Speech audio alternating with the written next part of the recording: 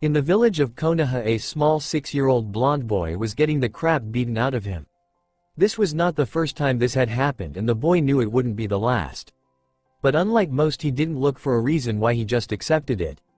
However, this time it was getting really bad. There were more people than usual, and they were using more than just their fists.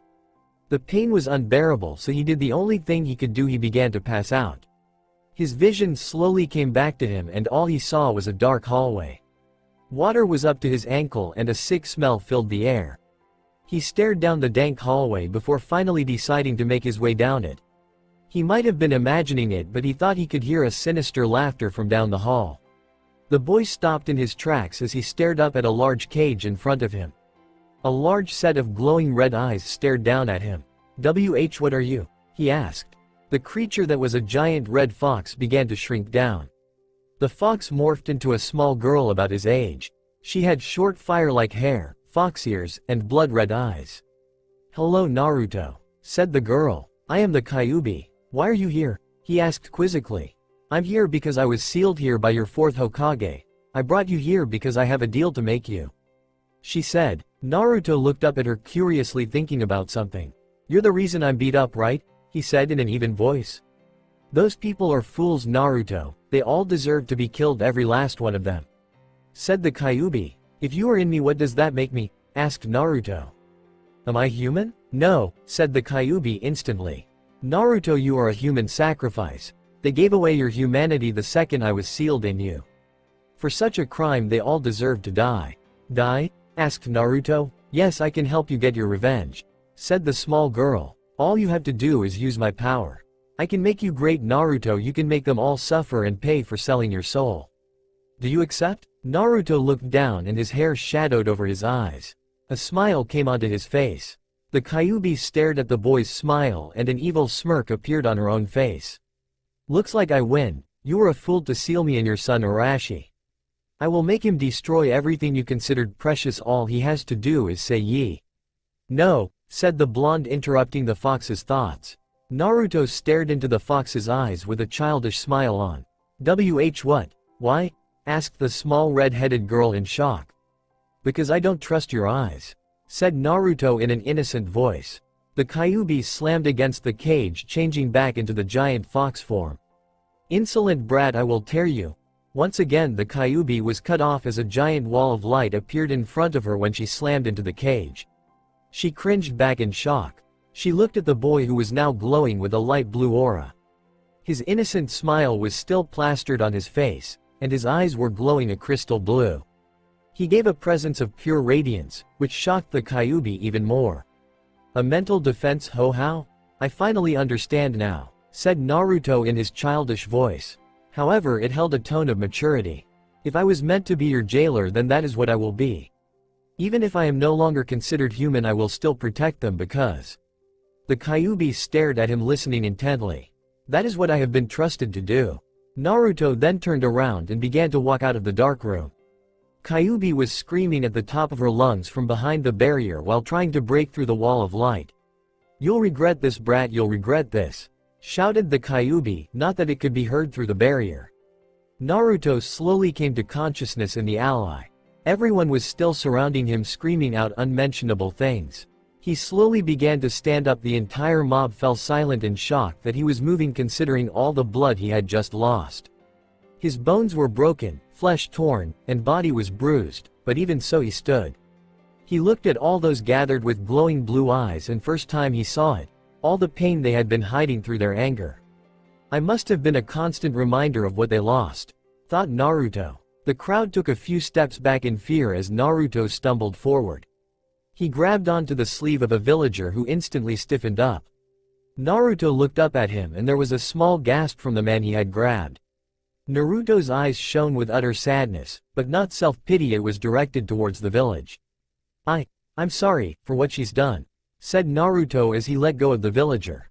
He made his way through the crowd. They parted for him, not wanting to go near him. However, a few noticed that unlike the previous times, the boy's wounds were not healing up. Sarutobi looked into the crystal ball with a neutral expression on his face. He knew where the boy would go next. Naruto would come here demanding answers and most likely blame him for what he had done. The old man gave the order to let the boy in. The Hokage watched Naruto stumble into the room on a leg that appeared to be broken. Sarutobi wondered why the Kyuubi hadn't healed him yet. Sarutobi slightly cringed at the boy's state but waited for the boy to speak his words of hate. However, the old man was surprised beyond belief as he saw the boy look up. There was no hate or anger held in the boy's eyes. All the Hokage could see was determination and understanding. Naruto got down on one knee and bowed down. "Hokage-sama, please help me become a strong ninja," said Naruto. Naruto I. He was cut off as Naruto spoke again. "I want to go to the academy, but I know no one will help me there," said Naruto. "I want to be stronger to protect this land like the fourth did." Sarutobi stared at the boy silently as a visible tear came down his face, and soon it was accompanied by a few more. "I'm not asking you to train me personally, that would be selfish when you have a whole village to protect.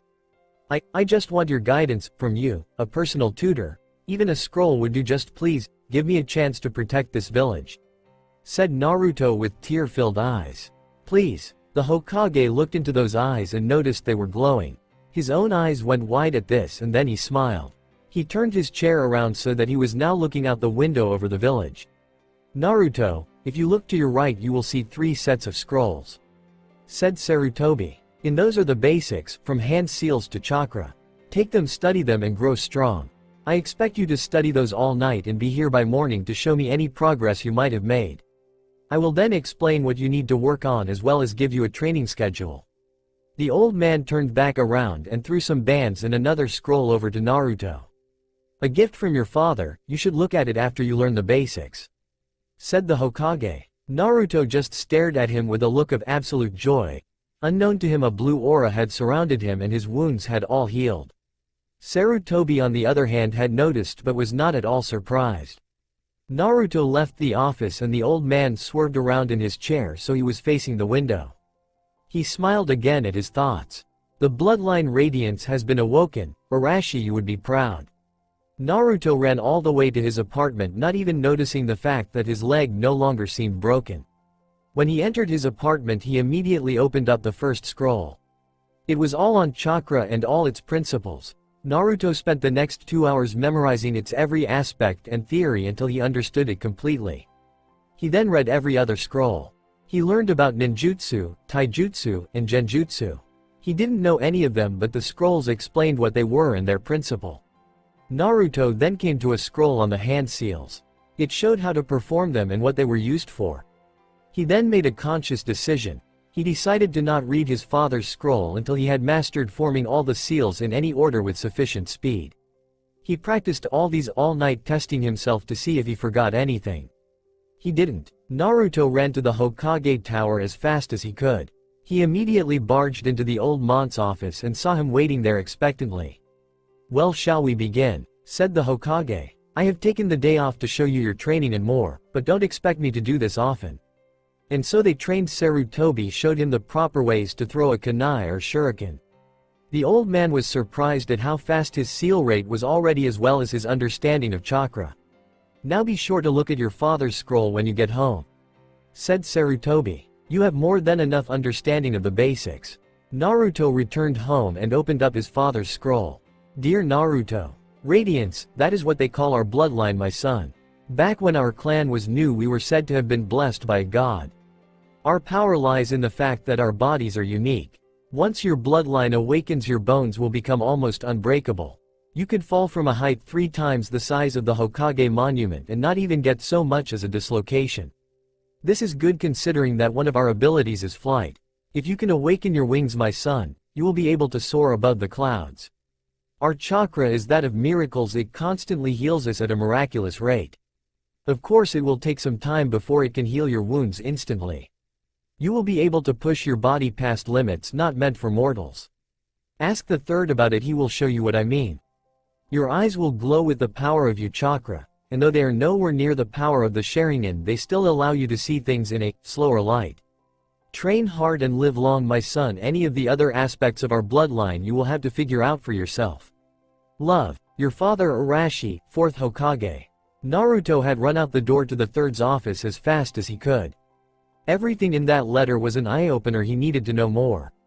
When he arrived, the Hokage was waiting there expectantly once again. Naruto was panting heavily and the old man smiled. Naruto for some reason felt compelled to smile back. "Do you have the bands I gave to you with the scroll?" he asked. Naruto fished through his pocket and pulled out two black bands with red jewels in them. "Good, put them around both your feet and I will show you what your father meant by past limits not meant for mortals." Naruto placed the bands around his ankles and waited. The third grabbed some ink and a knife. "What are those for?" asked Naruto. "I'm going to place seals on you that will increase the amount of gravity placed on you," said the Hokage. "I need the knife because it requires some of your blood to be in the ink." "And what are the bands for?" said Naruto. "They are to prevent the ground from breaking underneath you," said the Hokage. "So to others it will appear that gravity is affecting you normally." Naruto nodded in confirmation. The third cut him with the knife, but Naruto didn't show any reaction to the small tinge of pain. The old man placed seals on him faster than he could blink and they all revolved around a large diamond-shaped one on his upper right shoulder. The effects were instant as Naruto went slamming down to the floor. He couldn't move at all and was having a tough time breathing. All his muscles were screaming for relief. "This is what he meant by beyond mortal limits," said the Hokage. "You see, on anyone else I would have started it on twice, maybe 3 times normal gravity, but because your body adapts and thrives on the tougher conditions I placed you under 15 times normal gravity. Normally a person's muscles would snap under that much pressure if they started out with it immediately, but your muscles can only benefit." Naruto was shocked at the sheer force being put on him. He couldn't believe he was supposed to be able to do this. He put his hands to the ground and pushed up with all his strength. To his immense surprise, he was actually getting up. It was a snail's pace, but he knew he could do it. And that was when the words of both the third and his father made sense. It wasn't going to be easy, but he was still capable of doing this, whereas others would have severely injured themselves. He continued at that pace, pushing with all his might to stand, and he finally did. The old man smiled. "Good, now I will take you to the place of your training," said the old man. He picked up Naruto and the two of them vanished. Before Naruto realized it, he was in the middle of the forest with the old man. "Naruto, listen carefully. You are going to be out here for the next couple of months. You will not go back to the village and you will train according to your schedule," said the Hokage. "For the next 2 weeks I will come by every night to give you food. At the end of those 2 weeks I will increase your gravity by 5 and leave you to get your own food from then on.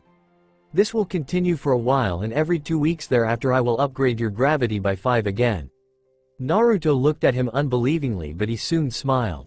"This will make me strong, this will give me what I need to protect everyone," thought Naruto. Sarutobi threw the schedule to Naruto. All it said to do today was 25 push-ups. Naruto remembered the effort it took just to push himself up once with this weight. "Naruto, it won't be easy, but for you it is very possible," Sarutobi said. And so it continued like that. The next day Naruto had to manage 25 sit-ups followed by 25 laps around his training area. Every day new exercises, and soon it got to doing multiple ones in the same day, as well as the amount he had to do increased. Sarutobi had spent a few days throwing kunai at him, in which he had to dodge. The ones that hit him he had to pull out and let his chakra heal. This forced him to learn about his healing ability. 2 months passed and he was now on 40 times normal gravity, which to say was only one thing, killer. He could barely move at all with it on. He lied down panting heavily. "I will do this no matter what," he said to himself as he stood up shakily. And then it happened. A huge pain erupted from his back. It was sharp and precise as it cut open on his back. 2 angelic white wings burst forth from his upper back. They stayed frozenly pointed out as feathers fell around Naruto. Clapping was heard from Naruto's side. When he looked over, he saw the face of the Hokage. "Well done, Naruto, you brought them out sooner than I thought," said the old man. "Now that you have awakened them, all you have to do to summon them is place chakra on your back." Naruto smiled at the old man. "Thank you for everything," said Naruto. Sarutobi fought back a tear. "It is the least I can do, especially since you plan to use that power to protect my village," said Sarutobi. Naruto nodded. "We are done increasing your gravity for a while. I will finally let you get used to a setting instead of switching it when it becomes slightly easier." Naruto stood up and tried to summon the wings back into him. With a small stab of pain they went back into him. Naruto got ready to run laps when the old man held up his hand.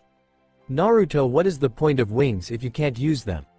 said Sarutobi. "Take them out." Naruto summoned chakra to his back and once again he felt a small tinge of pain. He doubled over only slightly as they came out. He spread his wing and pushed off the ground, however he was disappointed to find out he only got 3 feet of the ground. He was flapping them as hard as he could but he couldn't go any higher. He fell panting slightly from the effort. "Why can't I fly?" he asked. "Because of your weights," said Sarutobi. "Your wing muscles are only as strong as your other ones. That is why they only woke now, because of the weight training you got the necessary strength for flight. If you removed your gravity seal you could fly easily." Naruto nodded and was about to remove the seal when Sarutobi shook his head no. "What, why?" asked Naruto. "For the next 2 days I want you to remain in that spot trying to fly as high as you can non-stop," said the Hokage. "No sleep, no food, you must be in the air even if it is only an inch off the ground."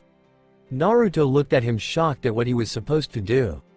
But then he thought about it. So far he had constantly been put through training that no one else could do at the pace he was. Sure, it was all extremely hard but he had managed. And Naruto could tell by the look in the old man's eyes that he had complete confidence in him.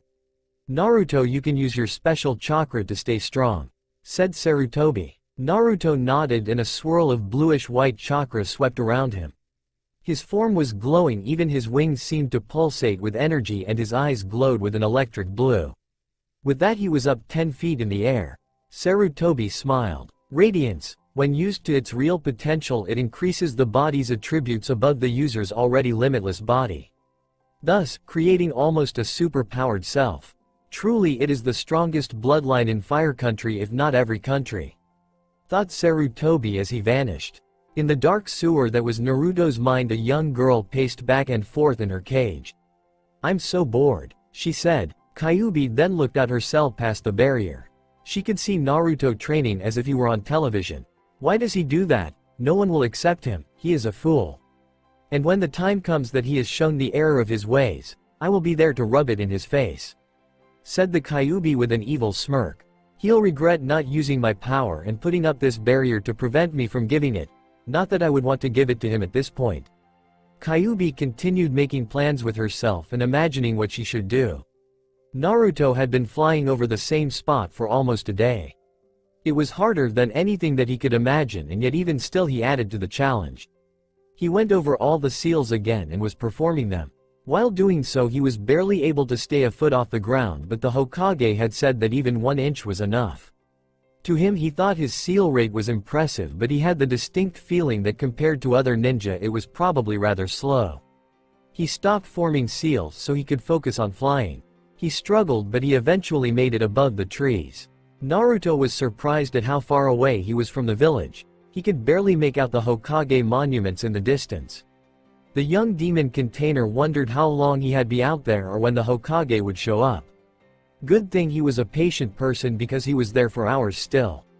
Finally Sarutobi showed up in front of Naruto. He gave the boy a nod and Naruto stopped flapping his wings. He fell to the ground with a thump, breathing heavily, almost gasping for air as he tried to relax. "Well done Naruto, well done," said old man Sarutobi. "We're going back home, you can rest for a while, you've earned it." The Hokage and Naruto teleported back to the village outside Naruto's apartment. Naruto went inside and immediately passed out on his bed. Naruto had been asleep for a full day. As a matter of fact he probably would have been out even longer had the Hokage not come and woken him up. "Wake up Naruto, I have a few things to go over with you now," said the Hokage. Naruto got up groggily, not knowing what was going on. "Old man, why are you here?" asked Naruto tiredly. The old man smiled at him. He then took something out of his pocket and placed it in Naruto's hand. He looked down at it and saw it was a pair of dark black sunglasses. "Glowing eyes aren't exactly natural Naruto," said the old man Hokage. "Arashi always kept his blood a secret and you should do your best to keep it a secret as well."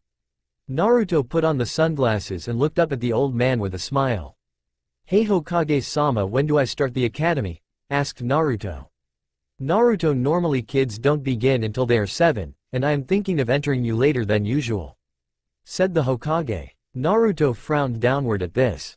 Naruto, you are already showing that you are stronger in your bloodline than your father was. Your eyes are the proof of that. A.N.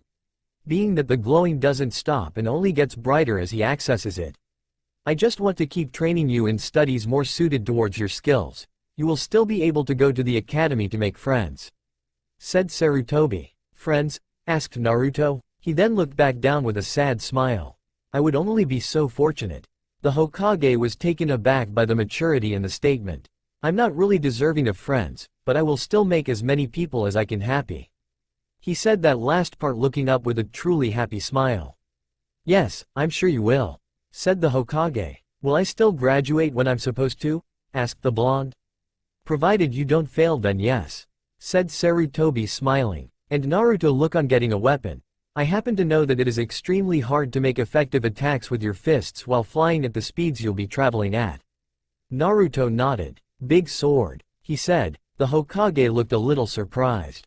Naruto, there are other weapons than just a big sword, said Naruto, cutting him off. I saw this really big cool one at a weapons shop I passed by. Do you think maybe I could get it with you? Sarutobi looked into the glowing eyes of the boy. Alright, but only if you trained seriously and diligently with it almost every day. Said the old man. I don't just want you to be someone who swings a giant hunk of steel around. The two of them made their way to the store Naruto wanted to shop at. Naruto stayed outside and pointed out the sword from the window. When the Hokage looked at it he was more than a little surprised. When Naruto meant big sword he meant a big sword, it was huge. Cloud's sword from Final Fantasy VII, Advent Children. But then Sarutobi looked at it again. Its size and weight were perfect considering what Naruto was able to handle. It would definitely help him in his training. The Hokage walked in and purchased the sword. The owner was all too happy to sell. He brought Naruto home and gave him a scroll as well as a holder for the sword. Now Naruto, this is actually 6 blades in one. That scroll was specifically meant for this sword. Said the Hokage. Naruto took the sword and lifted surprisingly easily. Train well with it, they call you the hot-blooded dropout. Shouted a group of kids. A kid with rather large eyebrows covered his ears and ran away. Lee, get back here, shouted out an instructor. Lee didn't hear it with his ears covered and continued to run. He ran through the whole village on the verge of tears.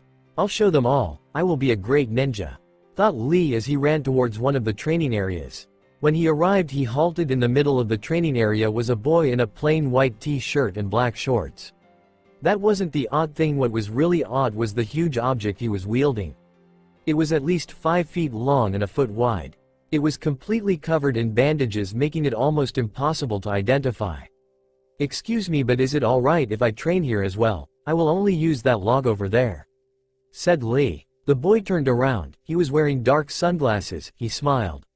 Sure, go right ahead. Said the blonde-haired boy. Thank you, I'm Rock Lee by the way. Said Lee. It's nice to meet you, Lee. I'm Uzumaki Naruto. Said Naruto. Lee walked over to the log while Naruto kept swinging the bandage-covered object. So Lee, what you doing here?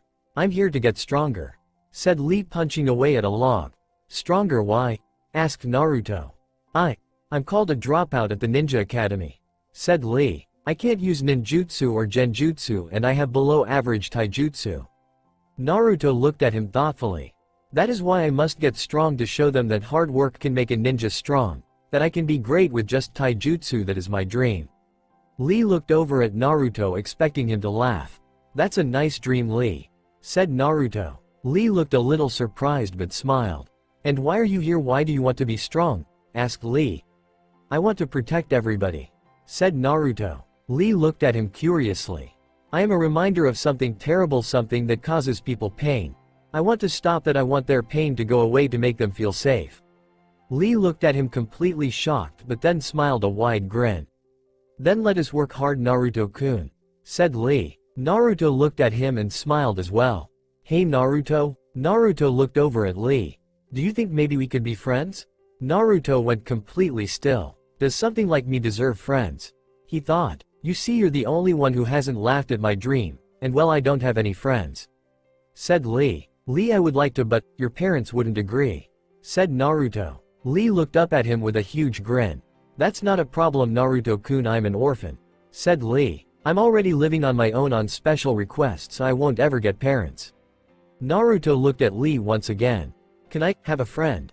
Thought Naruto. Despite what people would say, Naruto wanted a friend. Even if Lee for some reason had to leave, he still would have known it. Yes, I'll be your friend, Lee, said Naruto, not knowing tears were falling from his eyes. Great, then let us continue, said Lee, pounding the log faster. The two of them were there till late in the night training. Naruto had shown Lee exercises he could do to improve himself. And Lee seemed to get it pretty quick. Hey Naruto, I don't have classes tomorrow, do you want to train? Asked Lee. Naruto nodded happily. But before we do that, can you help me with something? Said Naruto. Sure, anything, said Lee. Well, you see, I was thinking? It's all over, Uzumaki, said an Anbu member. Why did you and your friend defile this monument? The Hokage monument was completely changed. A naked girl with smoke covering her private areas was painted just below the faces. And the faces had been painted to have different reactions. The first looked mad with a scowl. The second was sweat dropping and it looked like his eyes were looking away. The third looked like his eyes were wide and had a perverted blush and smile on his face. And the fourth had a nosebleed. The third Hokage walked out on his balcony and stared up at the monument. A small smile came onto his face. And then that smile turned to a laugh. I'll ask you again, why did you do tea? The Anbu were cut off as a sound made its way across the air.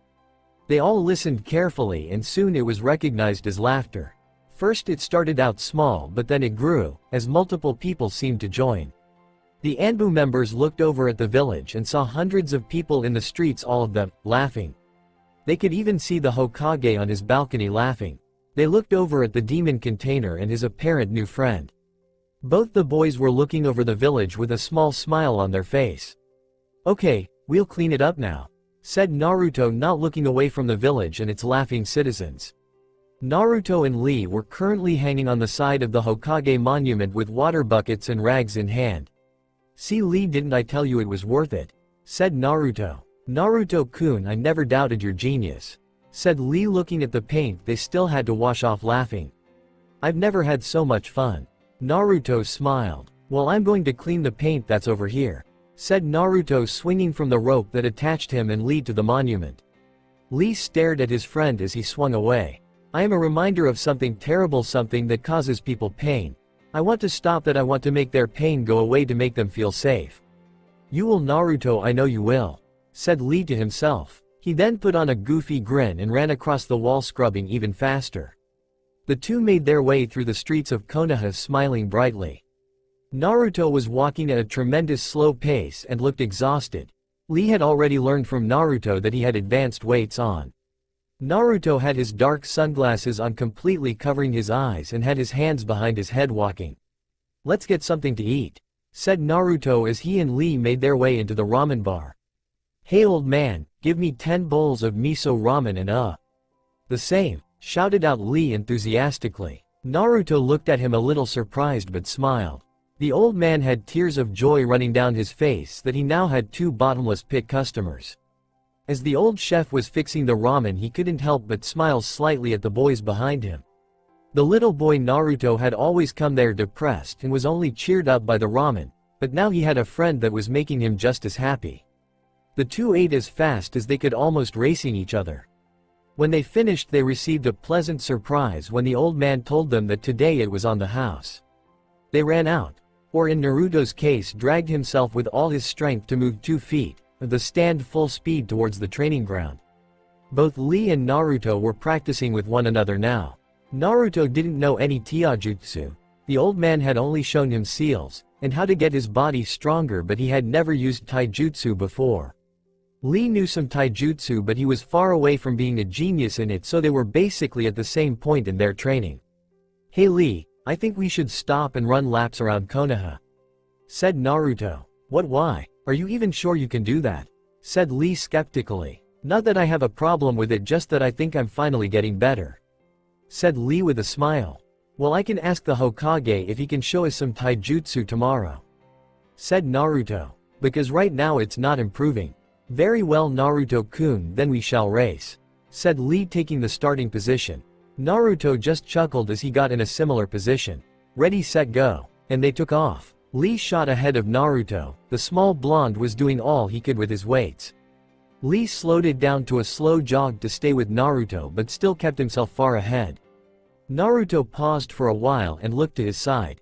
Lee noticed this and stopped too. "Naruto-kun, what are you looking at?" asked Lee. Naruto pointed in front of him. "Geez Choji, why do you always make us lose?" shouted out a random kid to a slightly chunky one. "Yeah, every team you're on ends up losing," said another. The boy known as Choji turned around and ran off upset. Choji sat on a stone stool sobbing. "Why does everyone have to be so mean?" said Choji to himself. He continued to cry silently when a sound caught his attention. When he looked over, he saw a kid wearing sunglasses with his hands in his pocket sitting next to him. He looked to his other side and saw someone else with the strangest eyebrows he'd ever seen. "Hey, are you here to make fun of me too?" asked Choji. Naruto laughed. "Really, do you think someone who looks like me has any right to make fun of you?" said Lee, pointing at his eyebrows. Choji laughed at this. "Don't listen to what those kids say, they don't know what they're talking about," said Naruto. Choji looked up at him curiously. "But they're right, I'm the reason they keep losing, it's because I'm so big," said Choji. "Choji, the way I see it, being big is a good thing," said Naruto. "For me it would mean I would be able to eat even more ramen." You could see a twinkle behind his sunglasses as he said that. Choji laughed at this. "Listen, soon you won't have to worry about people making fun of you." Choji looked at him curiously. "What do you mean?" asked Choji. As that was said, a lazy-looking kid with a pineapple-shaped haircut walked up to them. Naruto turned and left before anyone could say anything, and Lee followed. "Hey, you're Akamichi Choji, right?" said the boy. "Yes, and who are you?" asked Choji. "I'm Nara Shikimaru, our dads used to be teammates," he said. Choji looked at him then smiled. "Do mind if I sit up here with you and watch the clouds?" "Naruto-kun, that was super cool of you, the way you were all like, soon you won't have to worry about people making fun of you, and stuff," said Lee, trying to imitate Naruto. Naruto laughed so loudly at this that he fell over. He tried to get up but couldn't and sighed. "Damn, these things are so heavy I can't get up," said Naruto. "Are you sure about that? I mean, when I help you up it's not hard at all," said Lee. "That's because of these babies," said Naruto, pointing to the black jewel-crusted bands. "To everyone else it's like I'm being affected normally." "Oh, I see," said Lee. "Say, Naruto, tomorrow is the last day of the academy before the break, and then the new semester. You'll be joining the academy then, right?" said Lee with a cheerful smile. Naruto shook his head no. "The Hokage said that I will join later, maybe a couple of years after," said Naruto. Lee frowned immensely at this. "But don't worry, I will train with you every morning and whenever you have free time." In an instant Lee was up wearing a huge grin. "So we will still be friends, excellent," shouted out Lee. Naruto was brought out of his friend's ranting when he heard something. He followed the source of the noise to a group of bullies. They appeared to all be gathered around something and making fun of it. That something appeared to have pink hair. "Look at that large forehead," said one bully as he smacked the top of the now apparent girl's head. This caused her to cry a little. "Ah, is the big-headed baby gonna cry?" That caused even more tears to escape from the girl's closed eyes. Naruto looked on at the scene and noticed a girl with blonde hair looking confused at it from the swings. The girl looked torn between what to do. Naruto decided he wasn't going to wait as he walked over. The bullies were taken aback by when a small blonde-haired boy walked in front of the girl they were picking on. He didn't say anything as he stood in front of her. "Hey, get out of our way," said one bully as he threw a punch at Naruto. Naruto, knowing that with his weights on he wouldn't be able to block it, took the blow to the face. Surprisingly, he didn't move at all. He barely felt the weak punch due to his training. The boy kept hitting him in different spots, but each time Naruto just stood there unaffected. "You're weird, let's go guys, this isn't fun anymore," said the leader of the group. As they left, Naruto turned around and looked at the girl. He smiled slightly. "Are you alright?" he asked kindly. The girl's eyes widened as she stared, mesmerized by something. Naruto wondered why she was staring until he noticed his sunglasses had fallen forward on his nose a little, revealing his glowing blue eyes. He adjusted his glasses and the girl seemed out of her trance. "Thank you," she said quietly as she got up. She stared at the ground and then bowed slightly. Naruto looked at her thoughtfully when he saw an older woman with the same pink hair walking at a slightly hurried pace towards them. Naruto instantly knew what was going to happen, so he nodded to the girl and walked away. "Sakura, are you alright? That demon didn't hurt you, did he?" asked the older Haruno. She glared daggers at the boys retreating back. "No. Mom, he saved me from some bullies," said Sakura shyly. Her mother was surprised by this and looked at the boy who was walking towards a young blonde. Being a former Junin, Mrs. Haruno focused her hearing on the boy as he began to speak with the girl on the swings. "I saw you thinking of helping her," said Naruto. "Next time please do. I think she could use a friend." The blonde girl that was on the swings shook her head yes, as if it was an order she would happily fulfill. Mrs. Haruno stopped listening in and stared at the back of the boy, shocked and surprised at his words. Sakura tugged at her sleeves. "Mommy, is everything okay?" asked Sakura in her small voice. Mrs. Haruno didn't know how to respond at the time, so she went to her old instincts towards the boy. "Sakura, be careful around that boy. If you ever see him again, just try to ignore him," said the older Haruno. "You'll be safe then. If you stay out of his way, he'll stay out of yours." Sakura looked extremely confused and slightly heartbroken. "Is he bad?" she asked. Mrs. Haruno looked down, confused as well. I'm not sure, just be careful if you see him again," she said. "Once again you were super cool, Naruto-kun," shouted out Lee, pointing his fist in the air. Naruto smiled but then frowned slightly. "Lee, do you understand that by being my friend you may not be able to have any others?" asked Naruto, looking down. Lee instantly became serious. "You are looked down upon for reasons I don't know. You seem to get cold glares wherever you go, and yet." Lee trailed off. "You are kind, you accepted me and want to protect others. You are truly a great person, Naruto, and I am proud to call you my first friend, even if you are my only friend, because you are the closest thing I have to a brother." Naruto looked at him, his eyes wide from behind his sunglasses. "Thanks, Lee. Now how about some ramen?" said Naruto, taking on a goofy pose. "What, again? We just had some," said Lee, taking on an equally goofy pose.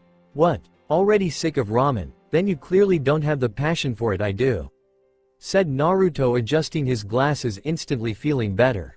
And then the two headed towards their favorite ramen stand. Naruto and Lee both stood in front of the Hokage with a determined look on their faces. "So can you help teach us taijutsu?" asked Naruto.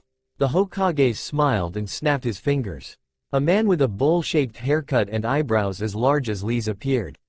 He wore a green spandex outfit and was grinning like a madman, which he probably was. "From here on, Guy will teach you taijutsu every morning starting at 4 a.m., said the Hokage. Both Naruto and Lee nodded with excitement, not minding the time. Something their new sensei felt the need to approve of. "Wonderful, your youthful spirits allow you to train without complaint," shouted out Guy. Naruto and Lee both smiled. Sure, the guy seemed a little eccentric, but both of them could tell they were gonna like him.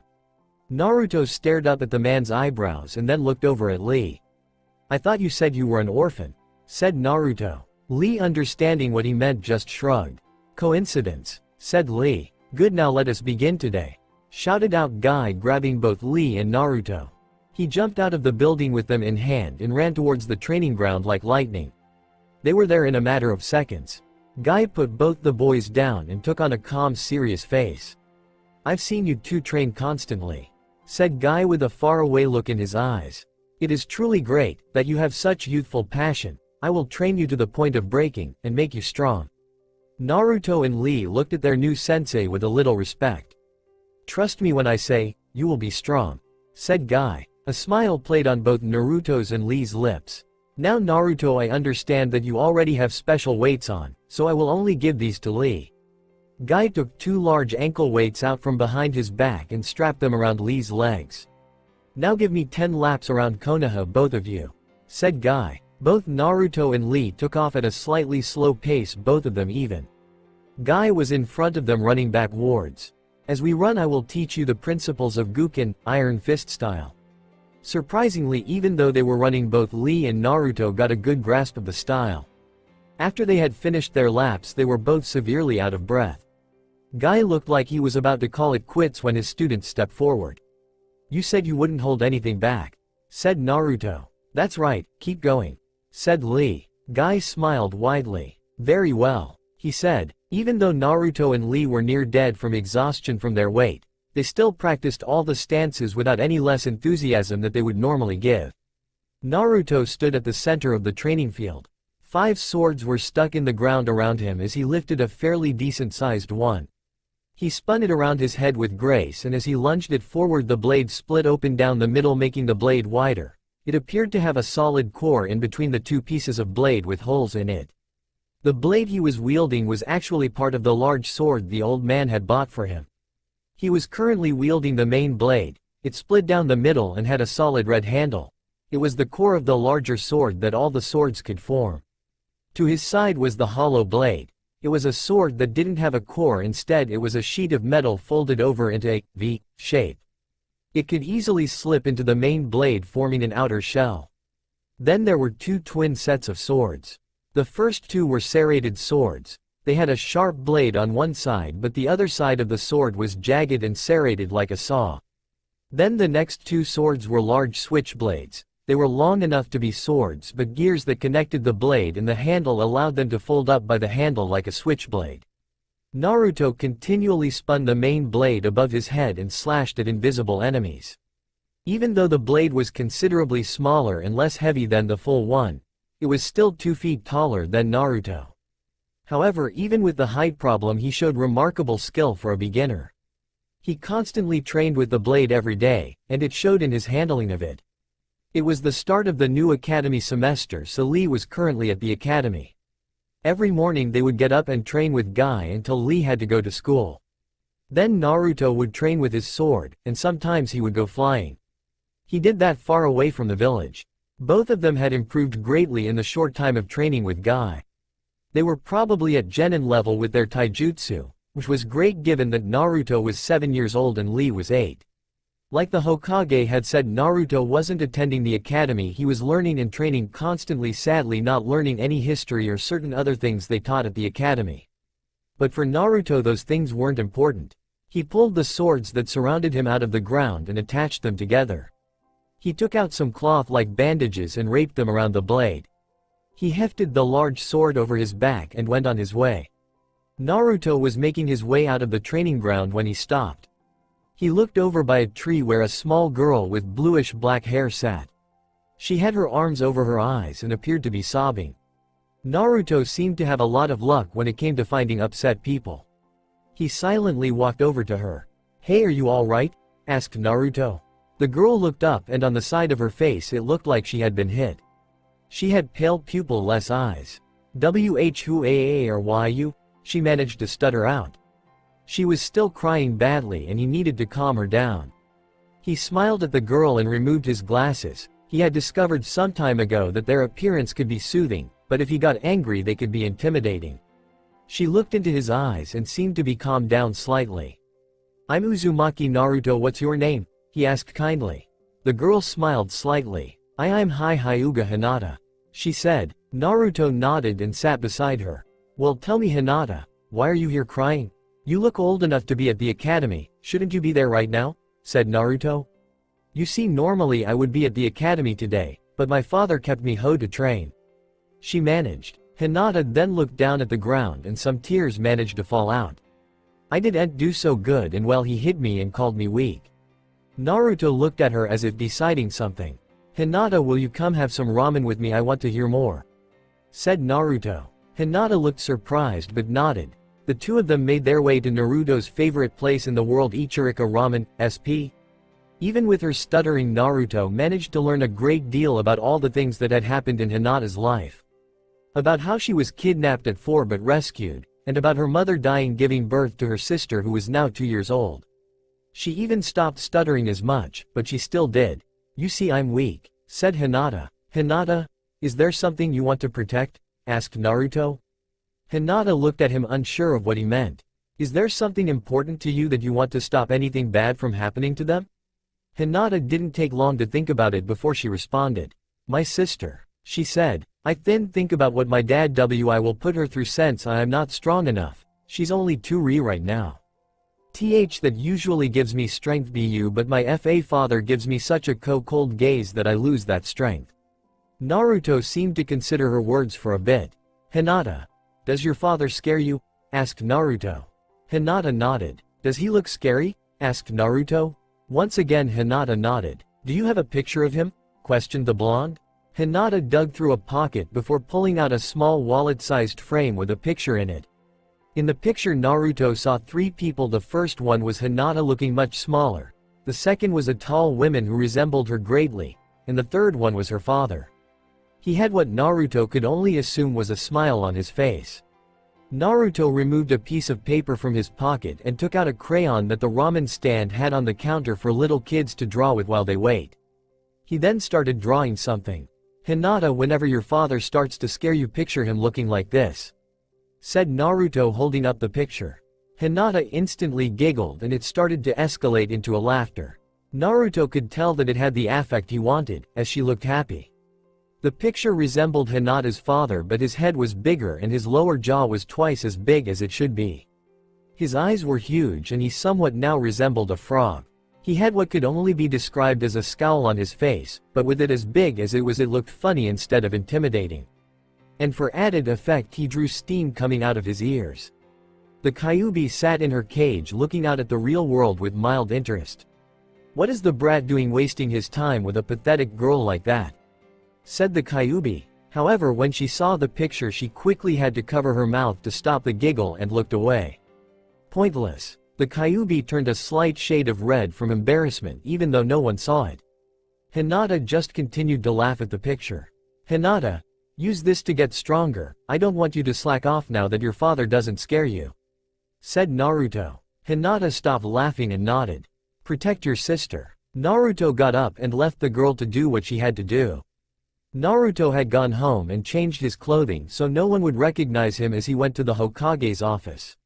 He had heard several people complain and try to stop him from going there.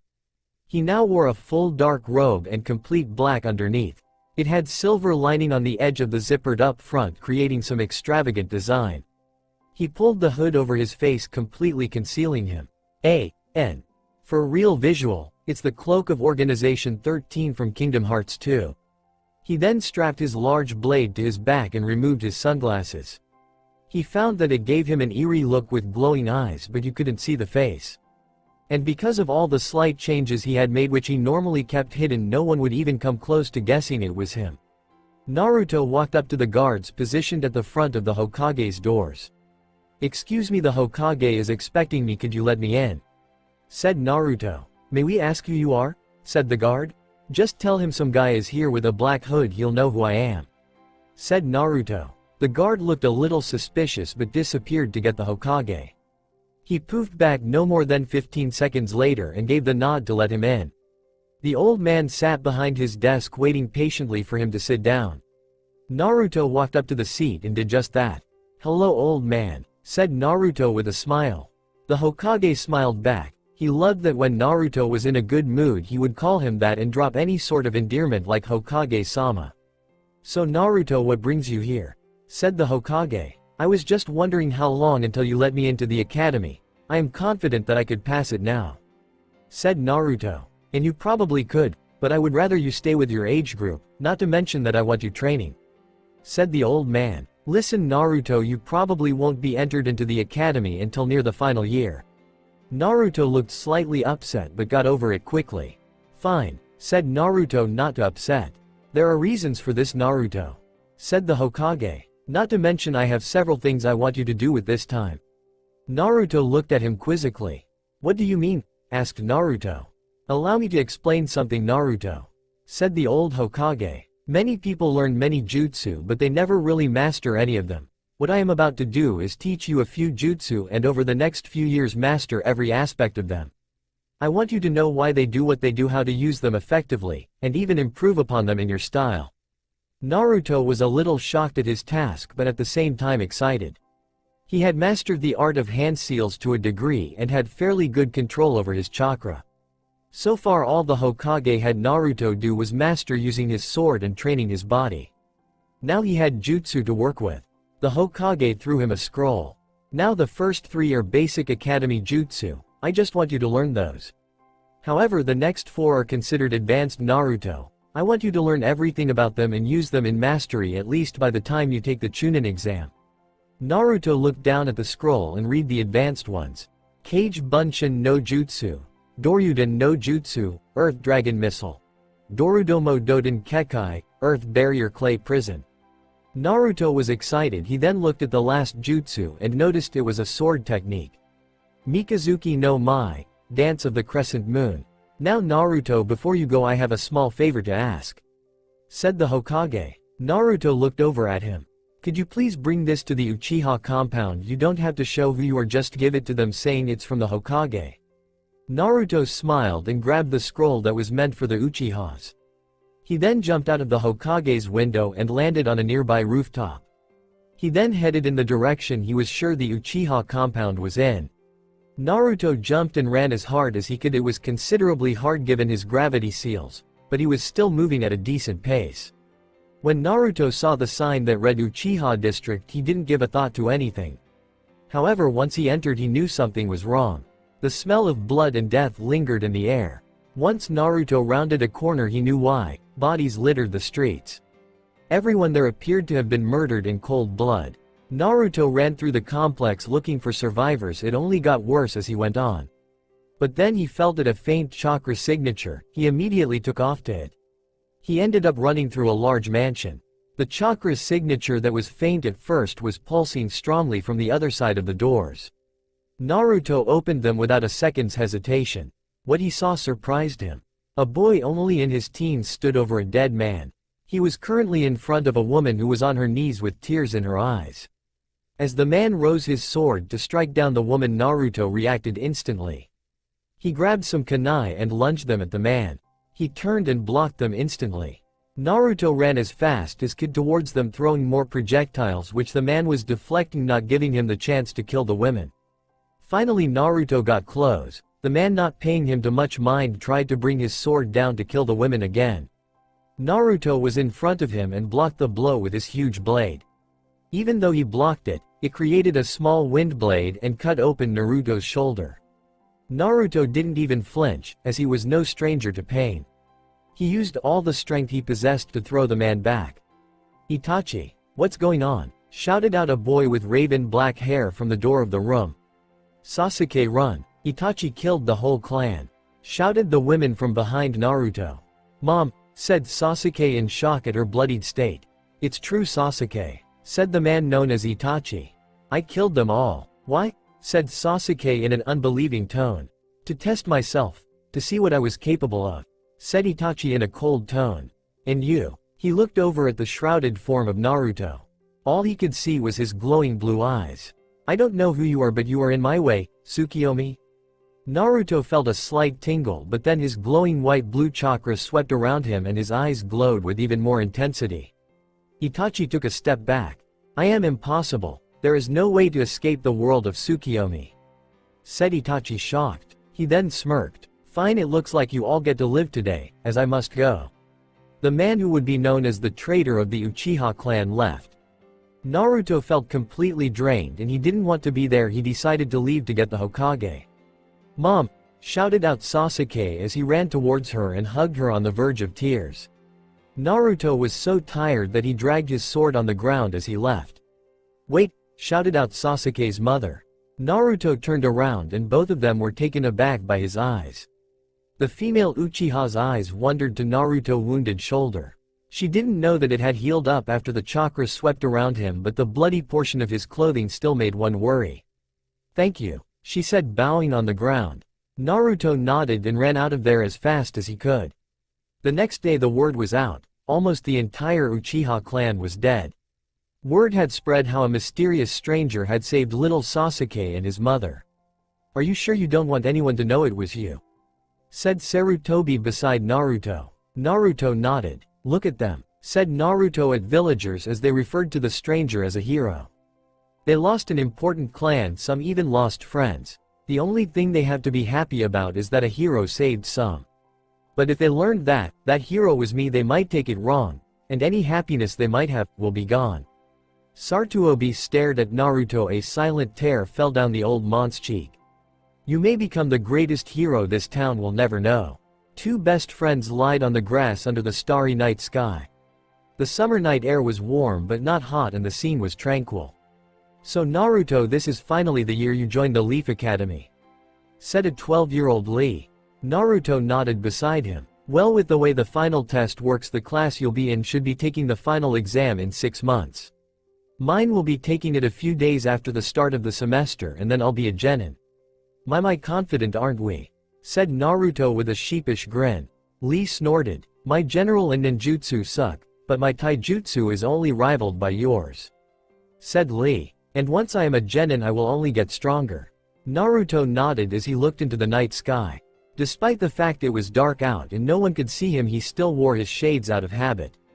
I know you'll get stronger, Lee. Said Naruto. And once you're a genin, you and me will be the ultimate duo. Said Lee, pointing his fists in the air. Lee will be on different teams. Said Naruto with a sweat drop. Oh yeah, I forgot. Said Lee, rubbing the back of his head. Well then, when we are Chunin. Naruto sat up from his position and looked at his friend. He was glad Lee had taken his advice and decided not to dress like their father figure guy. Lee had bandages wrapped around his hands and ankles. The ones over his ankles covered his weights. He sported long black pants and a black long sleeve shirt with a V-neck cut. Once again, Naruto was glad for being able to tuck him out of getting his hair cut like guys as well. He had a short ponytail and the front of his hair was pulled back except for a few stray hairs that fell forward. Over the years, Naruto and Lee had grown very close to Guy. They saw him every day, and even when they weren't training with him, he would show up for the occasional ramen bowl with them. Life was finally good for Naruto. He still got death glares wherever he went, but that took a backseat to how happy he was spending his time training and pulling the occasional prank with Lee. And now he was finally going to go to the academy to become a shinobi of the leaf. Iruka sat at his desk patiently. He had been with this class since the beginning and had seen them grow, and in 6 months most of them would be leaving. He glanced over at one of his top students, Hyuga Hinata. He didn't really know what to say about the girl. At first she was shy and messed up a lot of the time in class, but then one day she just seemed to be good. She was currently a competitor for Rookie of the Year along with young Uchiha Sasuke. Sasuke was the strongest male in the class and Hinata was the strongest female.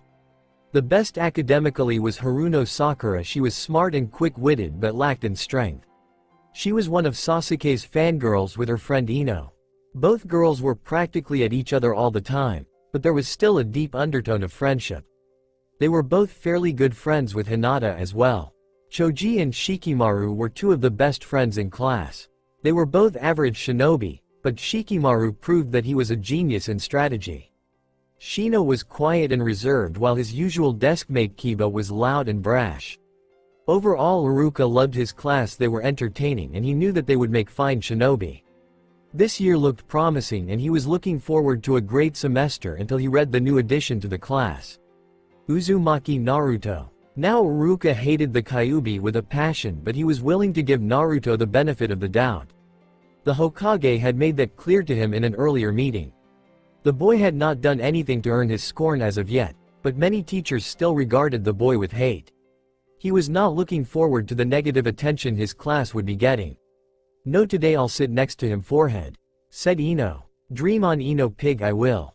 Said Sakura. Both of them were making their way to the desk when they noticed one thing. Random fangirls next to Sasuke already filled up the seats. Both girls looked at each other, then they looked down. They walked silently over to their friend Hinata. You couldn't get next to Sasuke? Asked Hinata with a smile. Both the girls nodded. Sorry for you guys then. I don't get you, Hinata. You're probably the second best student in class, and more or less have a chance of Sasuke-kun. Why don't you go after him? Asked Ino. Hinata put her finger to her chin. Well then I wouldn't be able to be friends with you guys. Said Hinata. That's a stupid reason. Said Sakura, taking a seat next to Hinata. Not really, I just don't have any interest in him. Said Hinata. Both of the girls' jaws dropped to the floor. You're weird, Hinata. Said Ino and Sakura in unison. Hey, could you keep it down, I'm trying to sleep. Said a lazy genius. Ino and Sakura sent him death glares.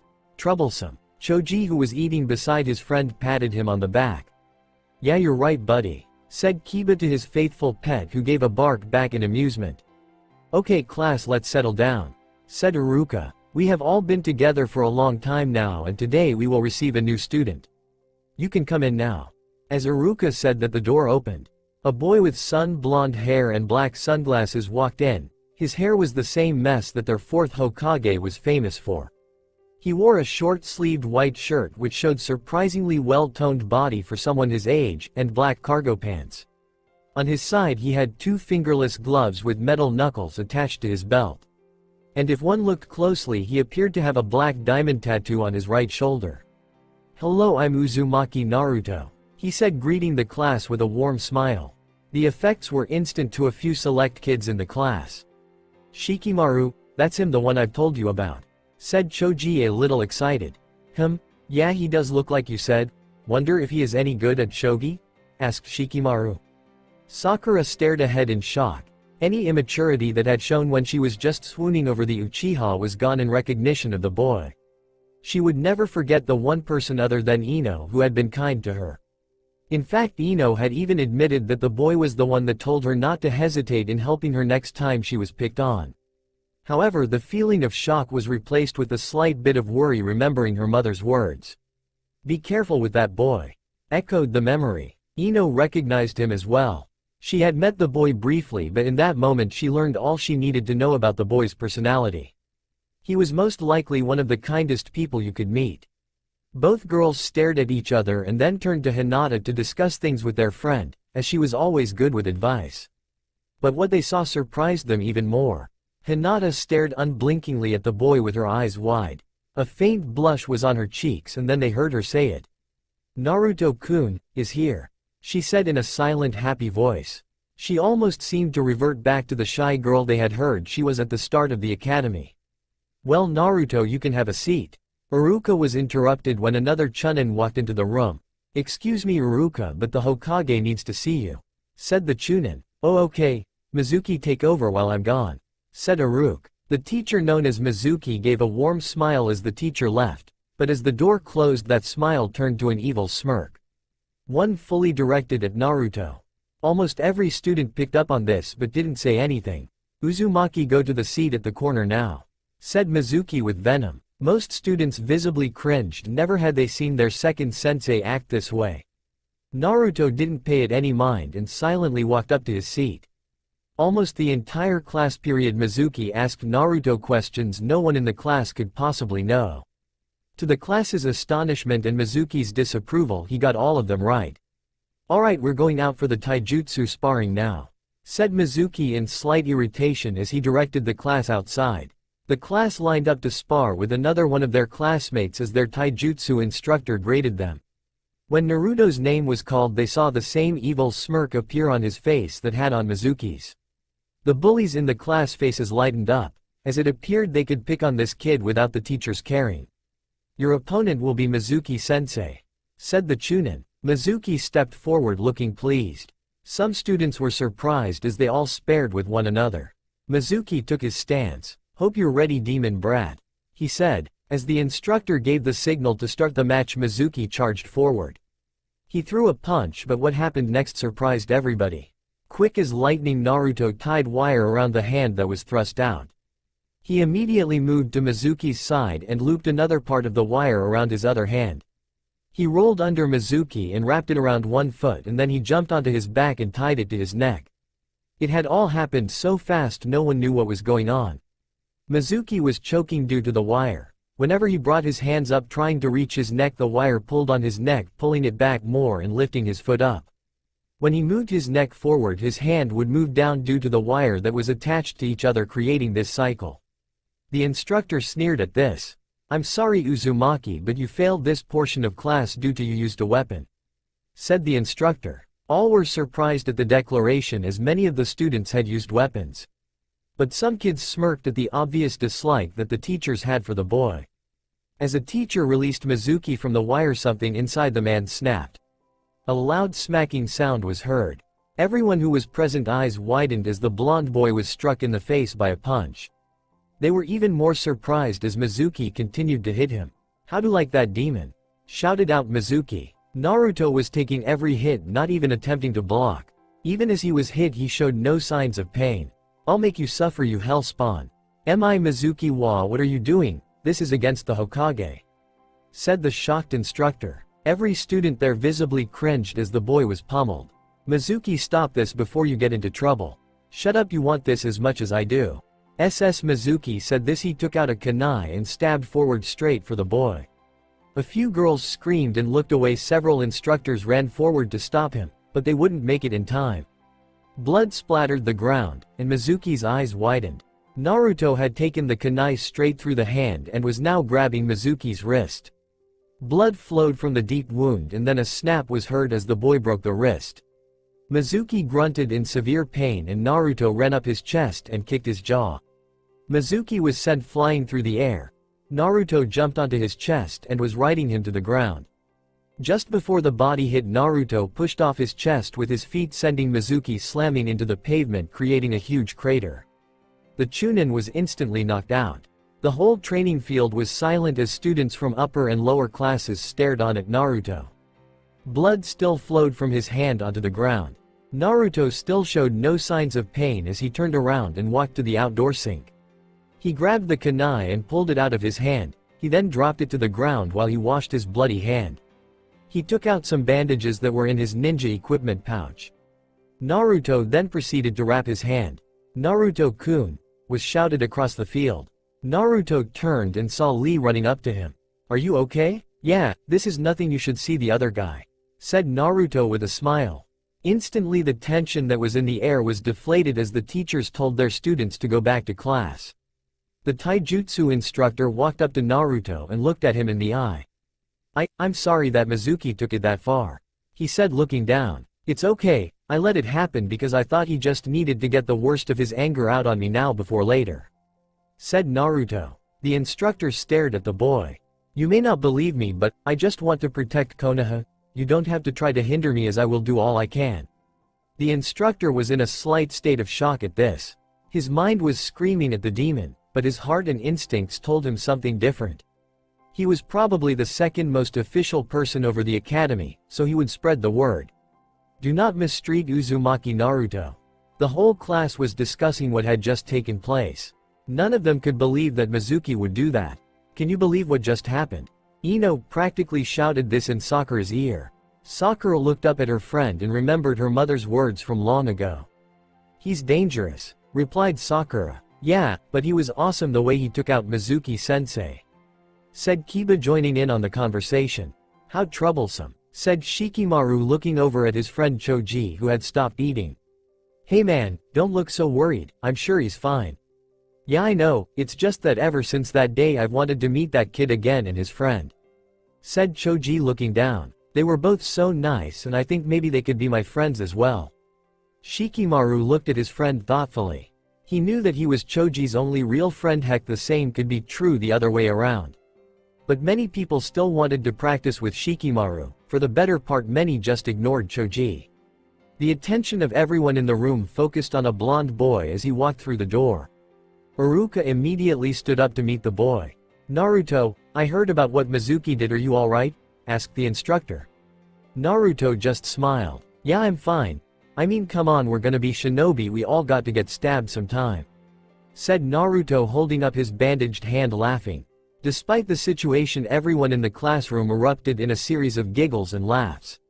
"Well Naruto, if you want you can sit somewhere else," said Iruka. Naruto was about to say it was okay in the back, when Iruka responded, "On second thought, why don't you go sit in the seat the third row above Hinata?" Naruto didn't say anything as he made his way up the steps and took his seat. He looked over at his deskmates, and a smile spread across Naruto's lips. "How's it going, Choji?" asked Naruto. Choji seemed shocked. "Yo, you remember me?" said Choji. Naruto nodded with a grin. "Yeah? Who's your friend?" asked Naruto, pointing at Shikimaru. "This is Shikimaru, he's my best friend, I met him after I met you," responded Choji. Shikimaru gave a nod in Naruto's direction. And class continued on. Naruto would talk to Choji and Shikimaru, more or less ignoring Iruka. He even played a game of shogi with Shikimaru. The boy was exceedingly good at it and it ended up in a draw. Choji, who had watched, was in shock as no one ever tied or beat Shikimaru in shogi. The entire class period Naruto felt a set of eyes on him, but he chose to ignore them. However, he knew that it wouldn't be long before the eyes made themselves known. As class ended, Naruto made his way for the door. He was about to leave when a hand grabbed his shoulder. "Fight me," said a raven-haired boy. Naruto turned around and smiled. I'm sorry but no, said Naruto. The boy's eyes narrowed. Why? He asked. Because I injured my hand and it would not be a fair fight, said Naruto. The boy seemed to accept this. As he walked past Naruto, he stopped for a moment. I want to battle you in a 1 week, do you agree? Said the boy. Naruto sighed and nodded. As the raven-haired boy left, Lee walked in. Hey buddy, how you doing? Said Lee cheerfully. I saw that your youthful passion guided you in your heroic battle with Mizuki-sensei. Naruto slammed his fist against the back of Lee's head. Lee, stop that, you know that the way guy talks freaks me out, said Naruto laughing. But anyway, let's go get some ramen. Of course Naruto-kun, today I shall finally beat you and eat more bowls, said Lee, and they both left the school to get some ramen. Iruka had been watching the boys while he put his papers away and smiled.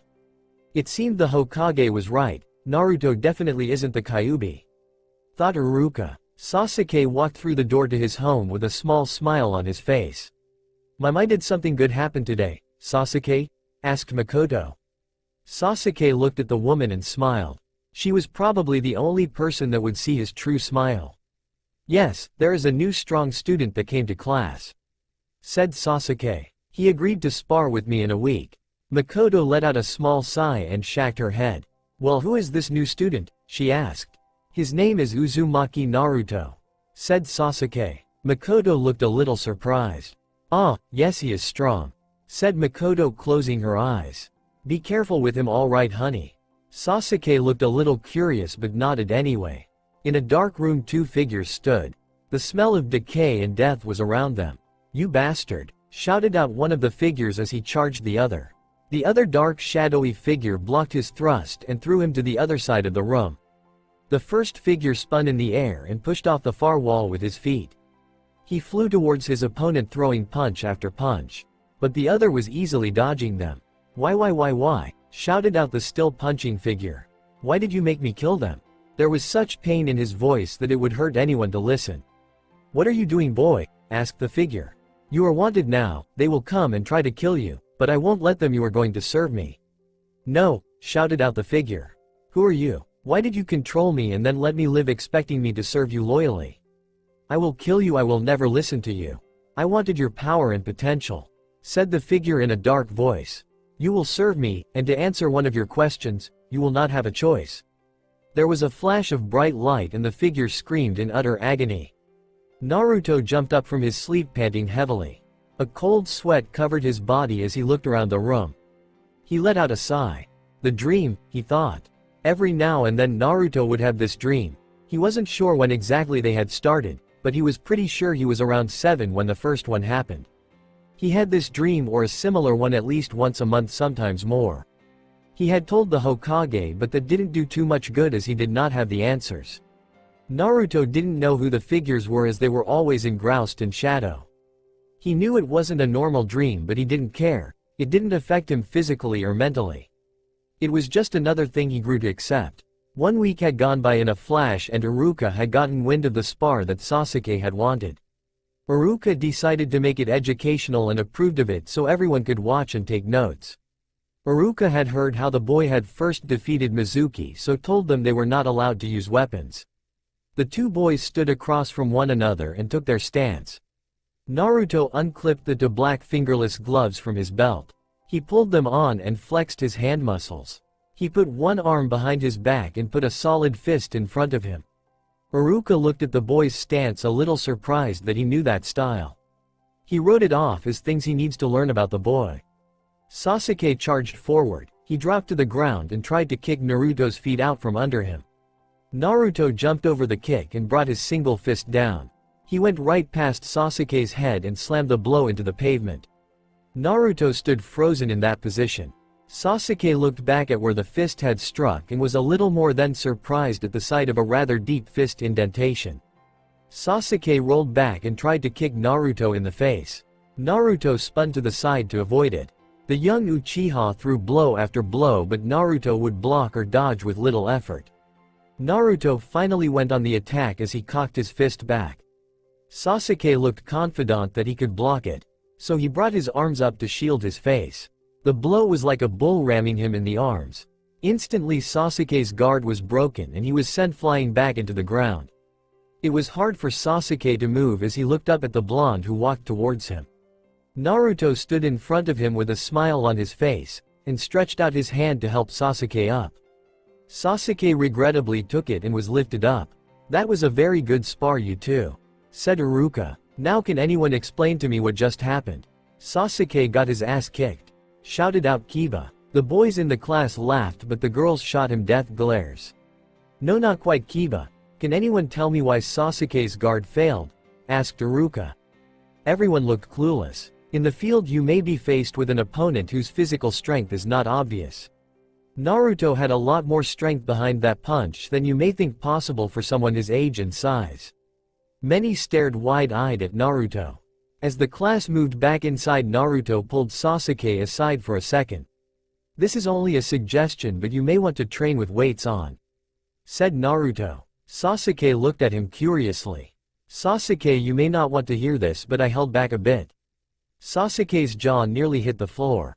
"How?" asked Sasuke. "You have good style and decent speed, but weights will help you immensely," said Naruto as he walked away. Class ended like always with everybody asleep at Iruka's lecture.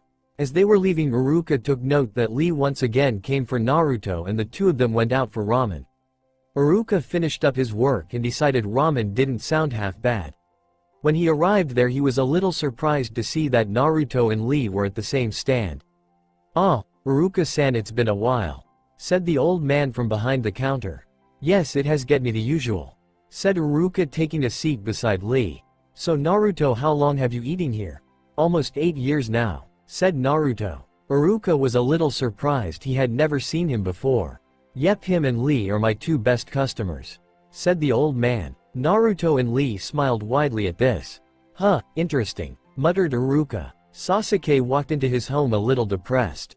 "I take it the spar didn't go too well," said Makoto. "I got beat pretty bad." Naruto said, "I should probably use some weights," said Sasuke depressed. He clenched his fist. "I thought I was strong, but at this rate I'll never." Before Sasuke could finish the last part, a pair of arms wrapped around him. "Sasuke, you are strong at your own pace," said Makoto in a soothing voice. "And if you want weights, I got a special pair meant only for an Uchiha." Sasuke's head perked up at this. Hinata woke to the morning sun with a smile on her face. Today was the day of her genin exam. She exited her room and headed downstairs. She passed her father and promptly ignored him. Ever since Naruto gave her words and advice of encouragement all those years ago, her father no longer scared her. She learned that he would never have anything nice to say, so she just ignored him completely. She wanted to get to the academy quickly, so she grabbed an apple to eat and headed for the door. She was about to leave when a shout caught her attention. "Hinata Nichan!" shouted out a teary-eyed Hanabi running towards her. Her little sister grabbed onto her leg tight. "Don't go." Hinata sighed and then smiled. They did this almost every morning. "Hanabi, don't worry, I'll be back in a couple of hours," said Hinata. Hanabi wiped away a couple of tears in her eyes. "Promise?" she asked. "Promise," said Hinata, still smiling. Hanabi beamed at her and let go of her leg. "Will you help me practice when you get back?" asked Hanabi. Hinata nodded and then left. The small 5-year-old girl walked away from the door with a huge smile on her face. She wasn't looking where she was going and bumped into something. Hanabi looked up and saw the lingering figure of her father in front of her. He helped her back up and gave a small smile. Hanabi was surprised at this, as he never smiled. He turned and began to walk away when he stopped. "Good luck in your training today," said Heishi. And then he continued to walk away from her. Naruto walked down the street sporting a loose orange tank top and baggy black pants. He was wearing his usual shades as well, and had his fingerless gloves on his hands instead of attached to his waist belt. He had a bright smile on his face, something that he only had when he was with Lee away training from the village. Today he would be a genin of the village. He was most curious as to what team he would be assigned to. The blonde walked into his classroom and took his seat. Not long after he had arrived, Hyuga Hinata walked in. She walked up to her desk located below Naruto's. He caught her gaze on him for a second and he gave her a warm smile. She smiled back for a moment and took her seat, turning her back to him. If he could see her face, he would notice an intense blush on it. Slowly the class filled up with the students and finally Iruka entered. He took his spot at head of the class and faced them. "Today will be the final test to see whether or not you become shinobi," said Iruka. "Your names will be called and you will perform the Bushin no Jutsu. You must create at least 3 clones to pass. Then you must demonstrate use of weapons with kunai and finally a taijutsu test." Slowly one by one names were called and students left to be tested. To Naruto's great surprise, very few were passing. So far it was only up to 5 students who had passed. Finally Naruto heard it. "Uzumaki Naruto," said Iruka. Naruto walked into the testing room and stood in front of his teacher. He successfully created 3 clones and without the use of hand seals, which Iruka happily gave him extra credit for. He then passed the taijutsu and kunai test with full marks. He left the room with a new leaf forehead protector. In Naruto's mind, a red head was sitting on the ground rocking back and forth. "Bored," she said. "Sue bored." The demon looked out her prison to the window that showed her everything outside. "So those are the tests, huh?" The Kyuubi scoffed at this. "No wonder I was able to kill so many so easily. That test is pathetic." After all the students had finished taking the test, only 9 had passed. For some reason Iruka seemed rather pleased with this number. "Tomorrow you will be grouped into teams of 3. You will then meet your instructor and begin your career as shinobi of the leaf," said Iruka. Class was dismissed and Naruto went out to eat. He went to his usual spot in the ramen stand. "Hey Naruto-kun, no Lee today?" asked the old man. "Nope, he's on a mission," said Naruto. Lee had been at Genin for nearly 6 months now. His sensei, much to his delight, was none other than their taijutsu instructor Guy. Naruto hadn't met his 2 teammates but knew one was a Hyuga and the other was some girl named Tenten. Naruto began to exit the ramen stand after eating, smiling. "Why does he do that?"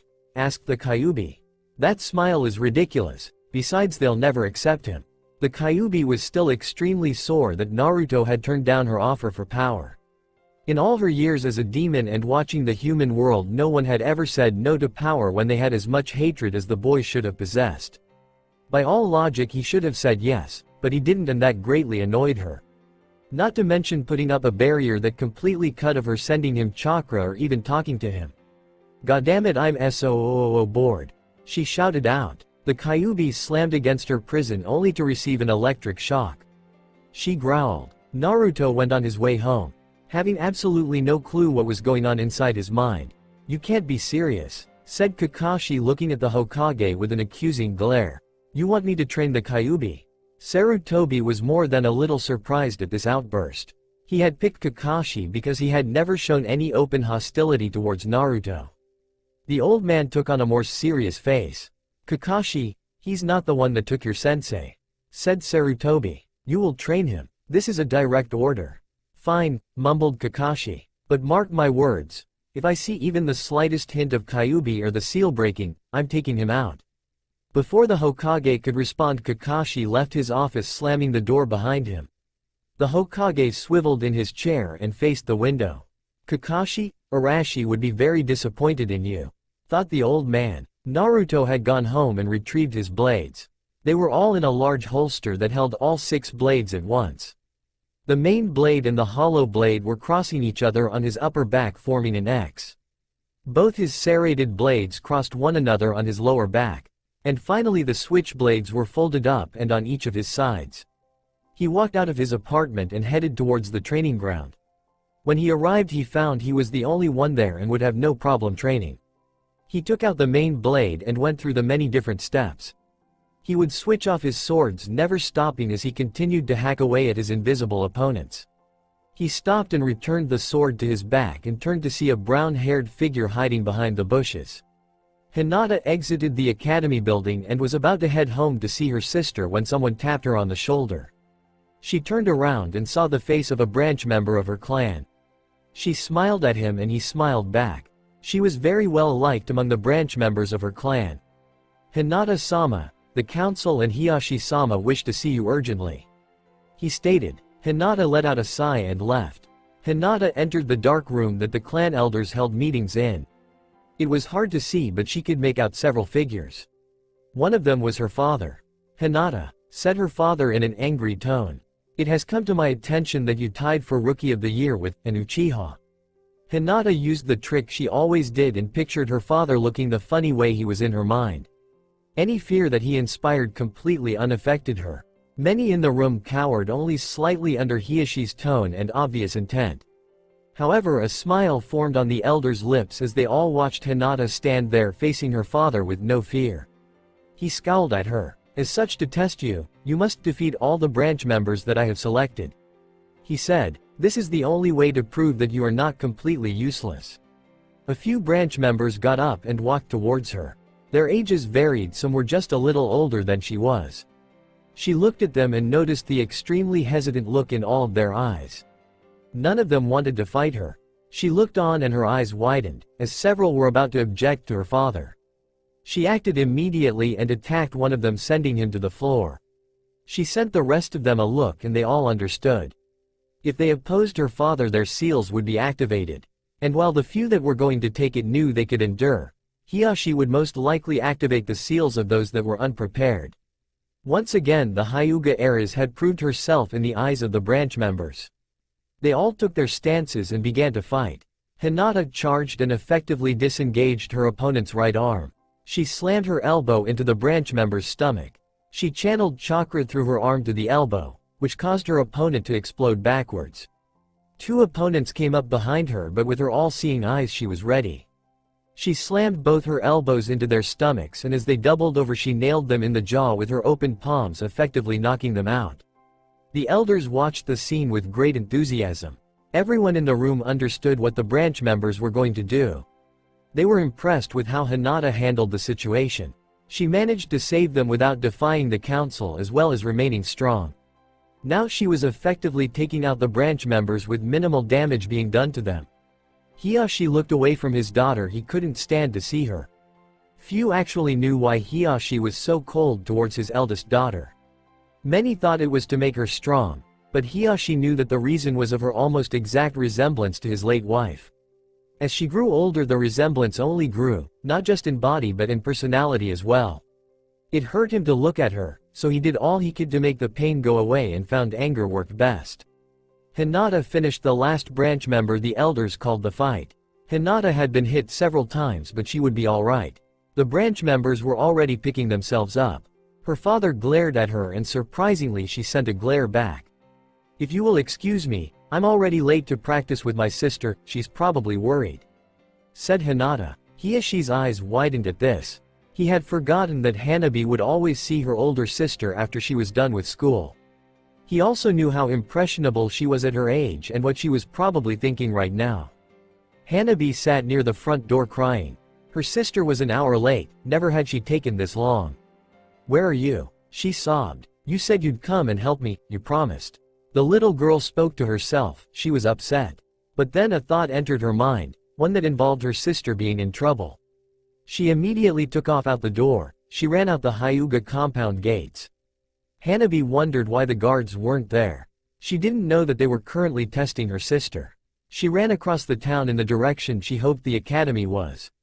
Before she knew it, she was in the forest training ground, completely lost. She was about to cry when she heard a noise. She instantly ran towards it. She hid behind a tree to see a blonde-haired boy practicing with a sword. Her eyes widened in fascination as he swung the sword around with grace. He had 3 more swords on his back. And 2, she took note, folded up blades on his sides. His blades mesmerized her as she looked at them.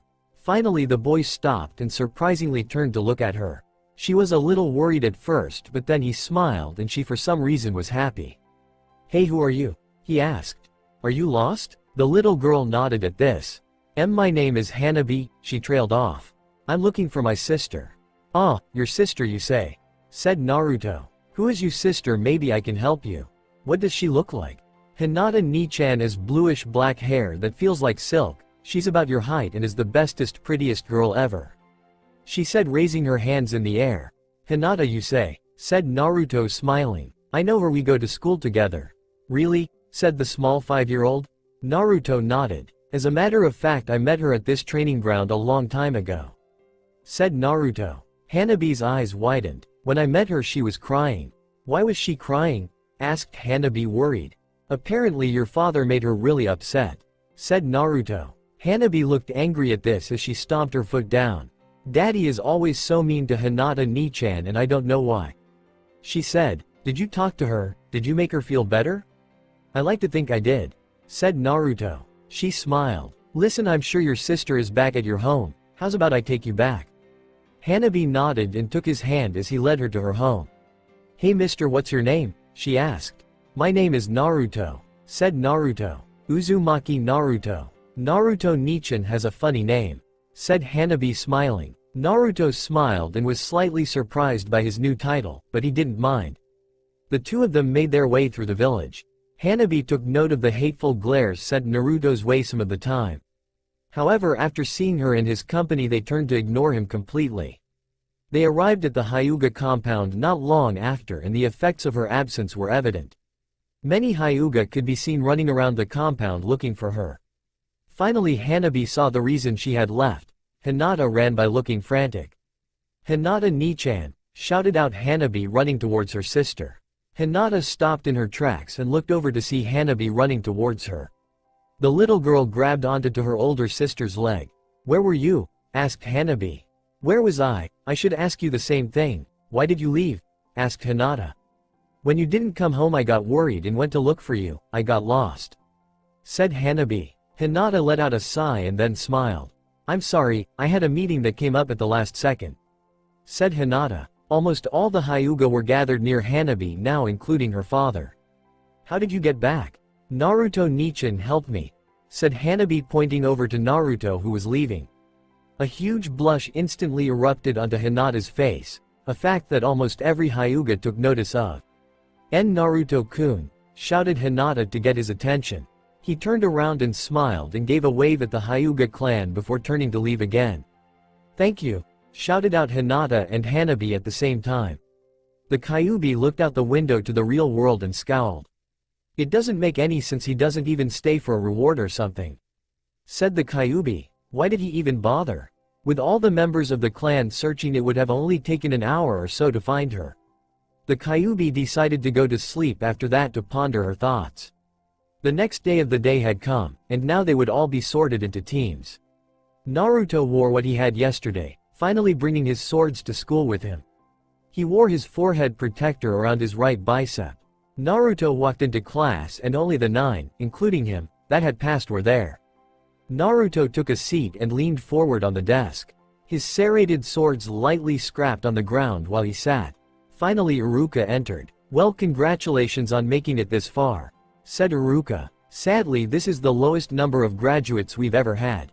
Normally you would be tested by Yujunin sensei and only 9 would pass. But seeing as how there are only 9 graduates, this won't be necessary. Many of the students looked at him quizzically. So we are genin, right? Asked Kiba. Yes you are, but the test you would have taken would have been on teamwork, said Iruka. You are on a team for a reason, so work well with them. Speaking of teams, I think it's time I assigned you, said Iruka. Your team number will be that of the squad Yujunin was assigned to. Team 7 is Uchiha Sasuke. Both Ino's and Sakura's heads perked up at that name. Haruno Sakura. Sakura let out a huge cheer at this. And Uzumaki Naruto. Sakura's cheer died down at that name as she looked over at the blonde. He had never done anything to make her afraid, quite the opposite really, but her mother's words hung true as she noticed numerous bad looks adults sent him. Iruka, why is Naruto on our team? I mean, normally it's lowest ninja with highest ninja. Sasuke is a rookie of the year and Naruto beat him, said Sakura. Ino was shocked Sakura would bring that up and she called herself a fangirl. Ino looked at Iruka, as did everyone in the class. The answer is that your grades are based from when you first entered the academy. Naruto came the final year, so his grades are the lowest, and while it may be common sense that he is defiantly not a dead last, that's what his grade says and what we must got on. Finished Iruka. But Hinata finished as a rookie of the year as well, couldn't he go on her team? Asked Sakura. Many were surprised at her obvious attempts to get Naruto off her team. Sakura, listen, the Hokage and I went over the details when we made the teams, said Iruka. Your team will function the best if it consists of you, Sasuke, and Naruto. Sakura stopped talking after that, accepting what her teacher said. He finished calling the other teams. Well, wait here for your Junin instructor, said Iruka. They all nodded as he left. Once he was gone, they all started moving about the classroom to talk to one another.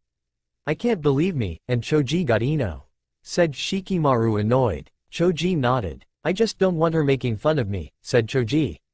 I wouldn't worry about that stuff, said Naruto. Teammates normally become friends with one another at least on some level. So does that mean you Sasuke and Sakura are going to become best friends? Asked Choji.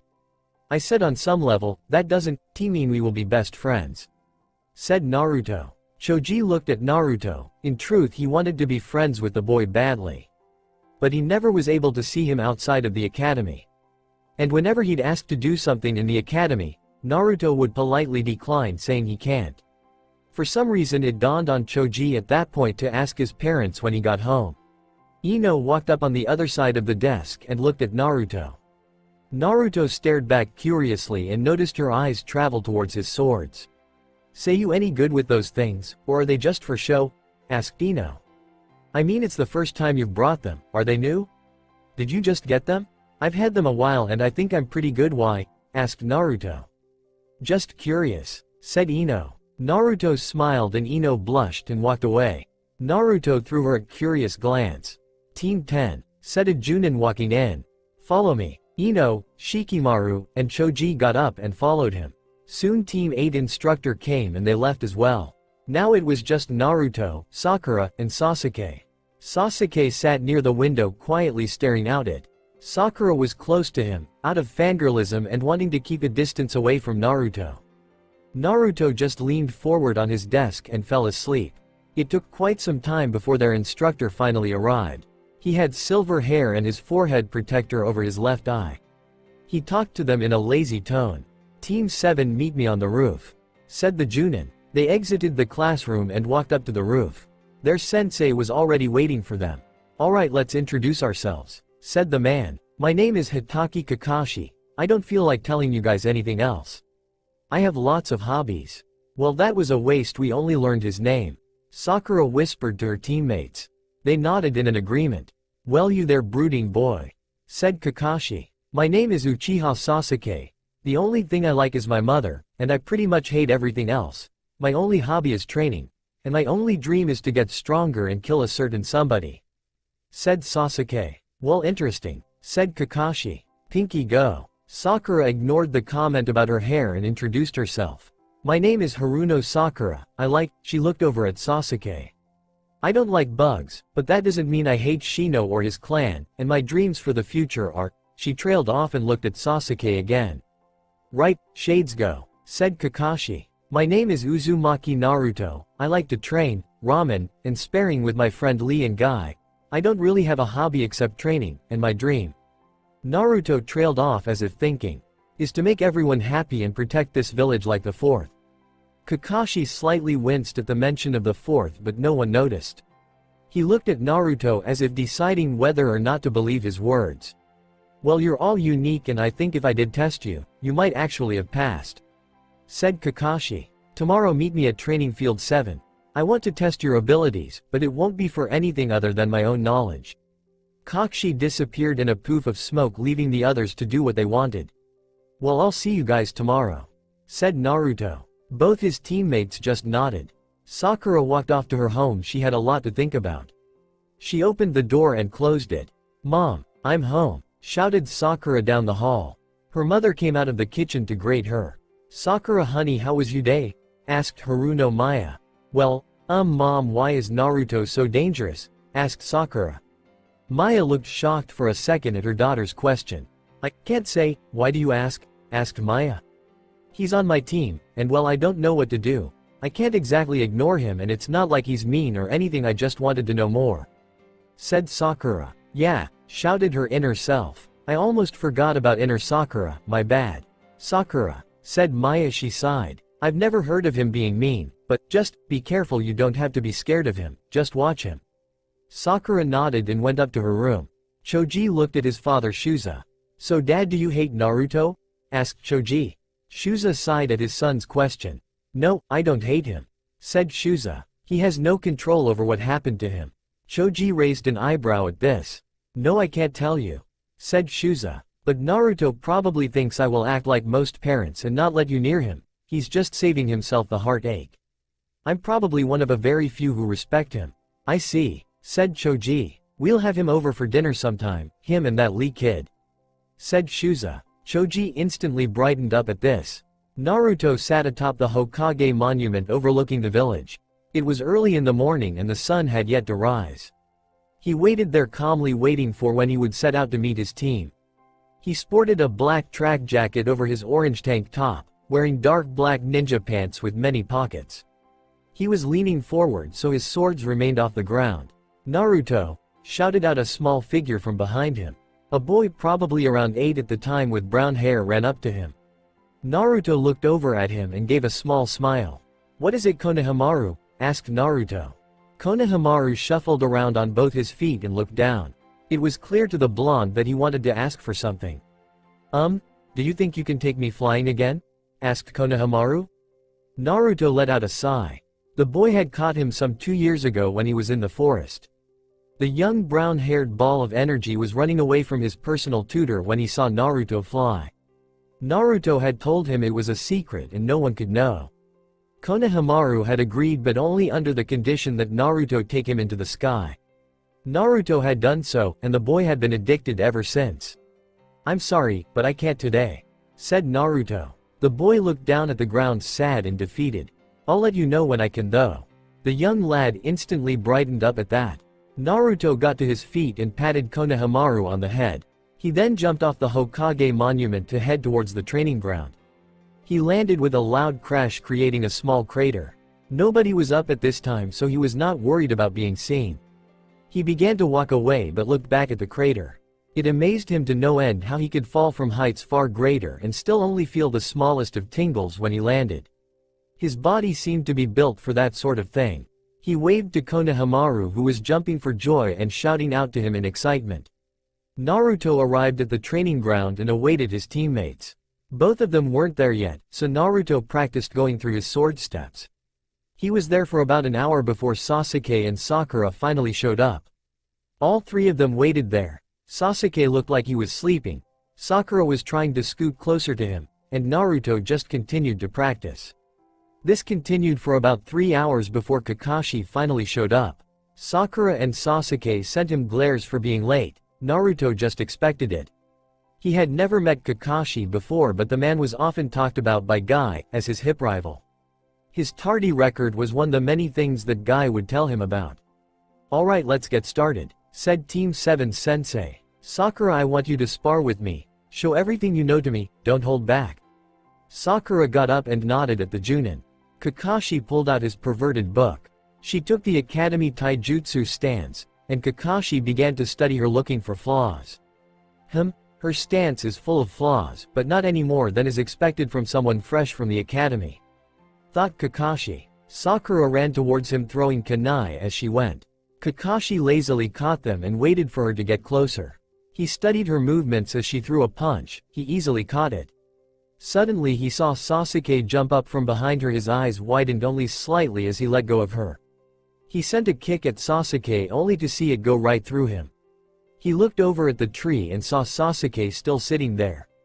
Oh, I see, pretty clever, creating a bushin and using genjutsu to make it look like one of her teammates, thought Kakashi. Pretty impressive, to weave an illusion around a normal bushin. She defiantly has talent in genjutsu.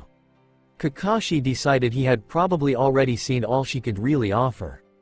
Okay Sakura, that's enough. Sasuke, you're up. The young Uchiha came forth and took his own stance. Unlike Sakura's, it was not the academy style, instead it was the classic Uchiha style. Kakashi put his book away, deciding to take this fight more seriously. Sasuke ran towards him at an evenly fast pace, just a little quicker than Sakura's. By his slow movement I say he is wearing weights, thought Kakashi. His eyes wandered to the white armbands and leg bands with the Uchiha fan on them. His eyes widened. I don't believe it, Makoto gave him the Uchiha weights already. If he doesn't take them off, he should definitely be at Chunin level by the time of the exams. Sasuke jumped in the air and threw a spin kick at Kakashi. The Junin caught the leg with one hand. Sasuke spun around the other way to use his other leg for another kick. That leg was caught as well. Sasuke was hanging upside down in Kakashi's hands. The boy smirked and quickly formed seals. Kakashi's eyes widened. "No way," he said to himself. Sasuke finished forming the seals and sucked in air. "Kaden. Gukakyu no Jutsu," said Sasuke as he blew out a large fireball. Kakashi let go of Sasuke and backpedaled away. He jumped in the air and completely avoided the fireball. Sasuke was about to throw some kunai at him while he was in the air, but before he could blink, Kakashi was behind him with a kunai to his neck. "Very impressive, Sasuke," said Kakashi. He sent a look towards Naruto, signaling him to come for his turn. Naruto walked into the field a good distance away from Kakashi. Before he could even get in his stance, he saw Kakashi blur. He immediately tried to turn around, but the Junin was too fast for him with his weights on. He looked in Kakashi's visible eye and saw it narrow. Naruto felt the grip tighten and knew Kakashi was trying to break his arm. Naruto slapped the front of his belt, which was attached to the switchblade holders. The blades flung backwards, being propelled through the air as they unfolded as if on springs. Kakashi was forced to let go and jump back. The blades were still coming at him. He was about to jump up more to avoid them when he saw two clones appear and grab onto a blade each. Kakashi's eye narrowed. The two clones engaged him and he was forced to dodge. He tried to throw a punch to make the clones disappear, but the clones used the flat of the blades and blocked the blows. Because they were real swords and not some shadow-copied weapon, they were able to take the blow, preventing the clone from disappearing. Kakashi saw three more clones appear and take a sword each from Naruto's back. Naruto himself took out the main blade. The clones surrounded Kakashi, each brandishing one of the weapons. Kakashi's eyes widened yet again that day as he saw them take a familiar stance. "Mikazuki no Mai," said Naruto and his clones. The illusion took effect and they all charged forth, hitting Kakashi simultaneously. Fear went in the blonde's eyes, not that anyone could see it with the sunglasses, as he thought he killed his sensei. However, Kakashi poofed into a log. Naruto felt something sharp pointed at his neck and he cancelled out his clones. Naruto put the main blade away and looked up at Kakashi. "Where did you learn that technique?" asked Kakashi accusingly. "The Hokage gave me a scroll that he wanted me to learn from," said Naruto. "That was one of the jutsu." Kakashi's eye narrowed. He looked at his team and put on his mask of indifference. "You all did rather well," said Kakashi. "Meet at the bridge tomorrow for your first mission." Quote, "So Kakashi, I hear you got Uzumaki on your team," said Kurenai in a cheerful voice. "I heard that he is actually quite good." Kakashi looked at the woman and narrowed his visible eye, an action that surprised the genjutsu user greatly. "Kurenai, don't ever talk to me about him again," said Kakashi. There was actually quite a few Junin around them as they were all awaiting the Hokage to arrive. All of them raised their eyebrows at Kakashi's attitude towards the boy. He always seemed so laid back, and to see him like this was surprising. Kakashi walked to the other side of the room and pulled out his perverted book and began to read. Even if it made him look lazy, the affect of it was taken away by the aura he was giving off. Asuma walked up behind Kurenai. "The Kyuubi took his sensei. I guess he is one of the many that hates the boy," said Asuma. "I'm just surprised is all," said Kurenai. "I thought someone as great as Kakashi would have been above such prejudice." Asuma let out a sigh. The majority hated the boy with a passion, but most Junin respected what the fourth's dying wish was and viewed the child as a hero. Asuma was one of them. "I just wonder why the Hokage gave Kakashi Naruto," said Asuma. "A sensei that hates his student can't truly be called a sensei, and thus the student cannot learn." At that moment the Hokage entered the room. He walked up to the front desk and cleared his throat. "As you know, only 3 teams worth of genin passed the academy," said the Hokage. "It is because of this that the final test was unnecessary. However, I would still like a full report of your student skills. I'm sure that you have already tested them." The Junin in charge of the teams all nodded. "Now for the reason you are all here," said the Hokage. "The case Cage is coming to Konoha sometime today, and bringing his son with him." Everybody listened intently at what was to come next. It was most likely something quite political. Like our very own Uzumaki Naruto, the case Cage's son has a demon sealed in him as well.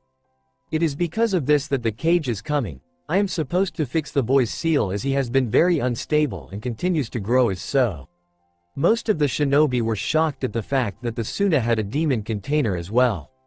However, a few had heard some rumors about it. One of those people happened to be Kakashi.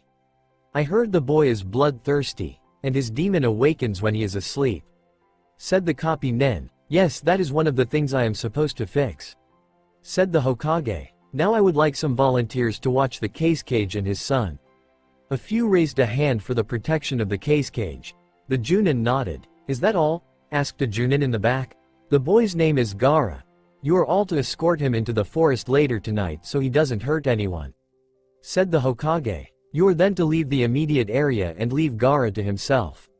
A few shinobi raised an eyebrow. If people are around he'll want to kill them.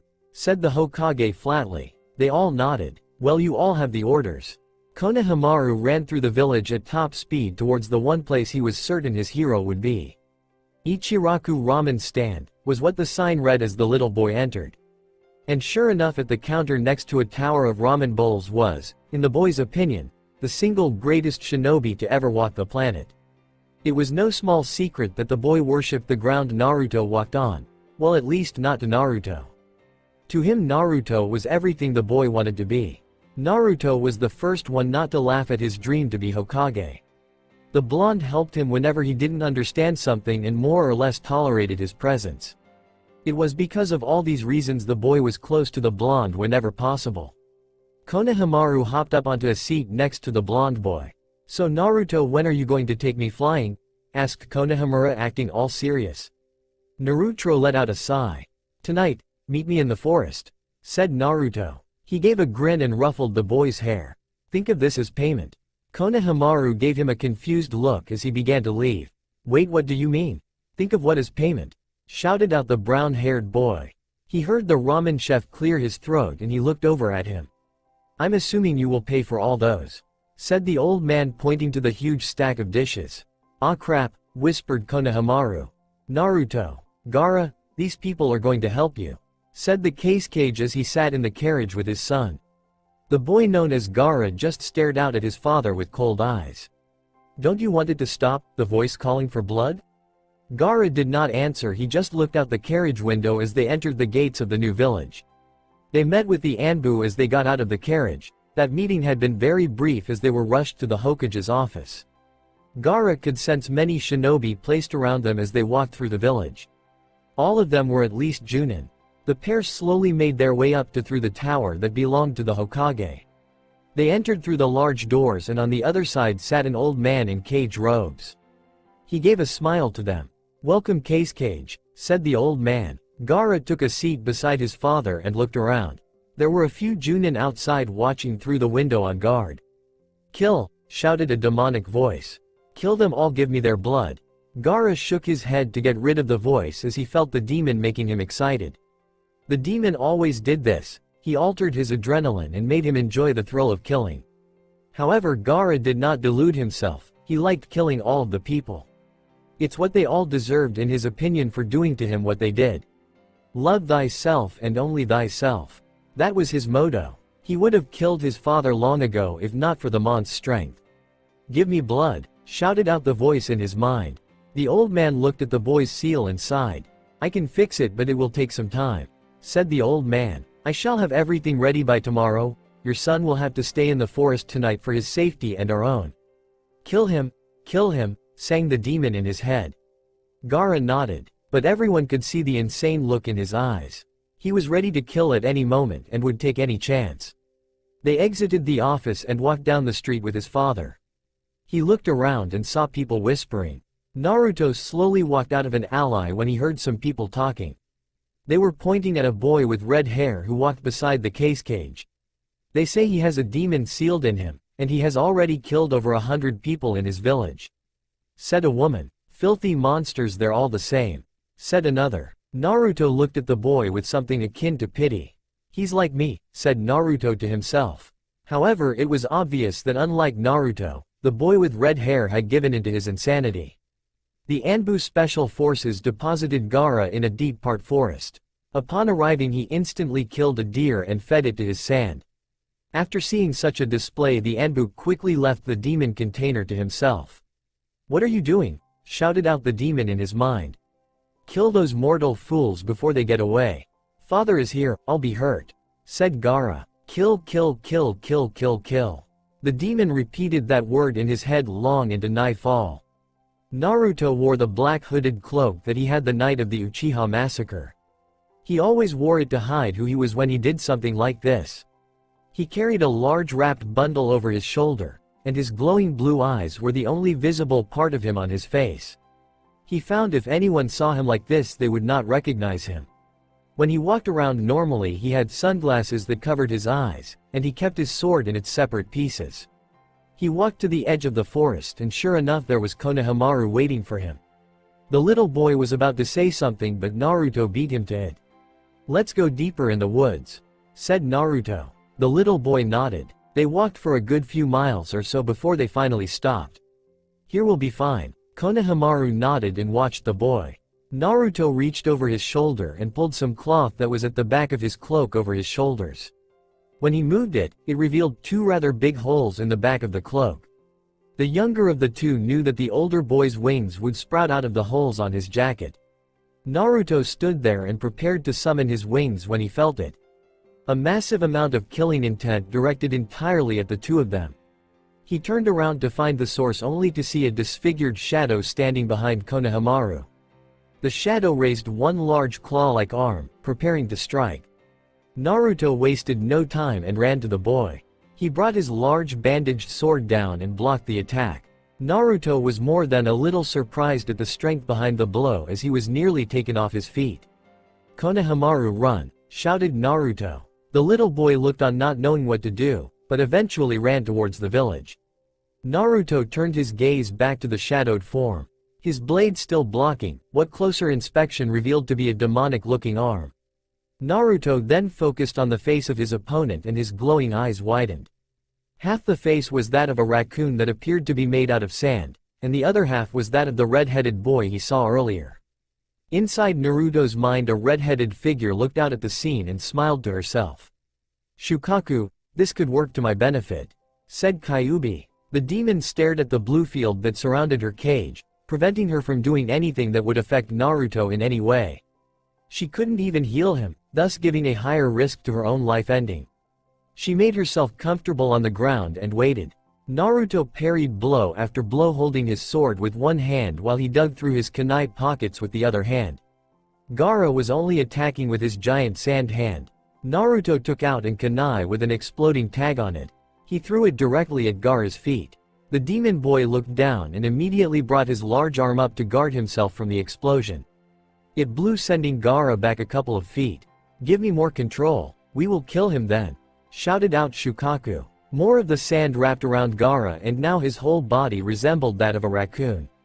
Sand spikes shot from his body all towards Naruto. He grasped his sword firmly and began slashing with speed and grace, destroying all the sand spikes. Gaara appeared beside the boy and it took all he had to parry the attack in time. Gaara's chest puffed up and he blew out a breath of chakra-laced air at Naruto. Naruto dodged to the side but was caught in his right arm.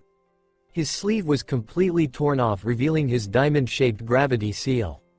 Blood leaked from several cuts made by the attack. Soon whitish-blue chakra swept over it and it was healed. Naruto brought his hand up to the seal on his right shoulder and it began to glow. A small burst of energy was given off and Gaara halted his attack in confusion. Naruto brought his sword back up in a ready stance faster than before. Gaara blinked and the boy was beside him, slashing down across his chest. It connected and Gaara was sent hurtling back by the force of it. Naruto was beside him in a blur that Gaara could not even see.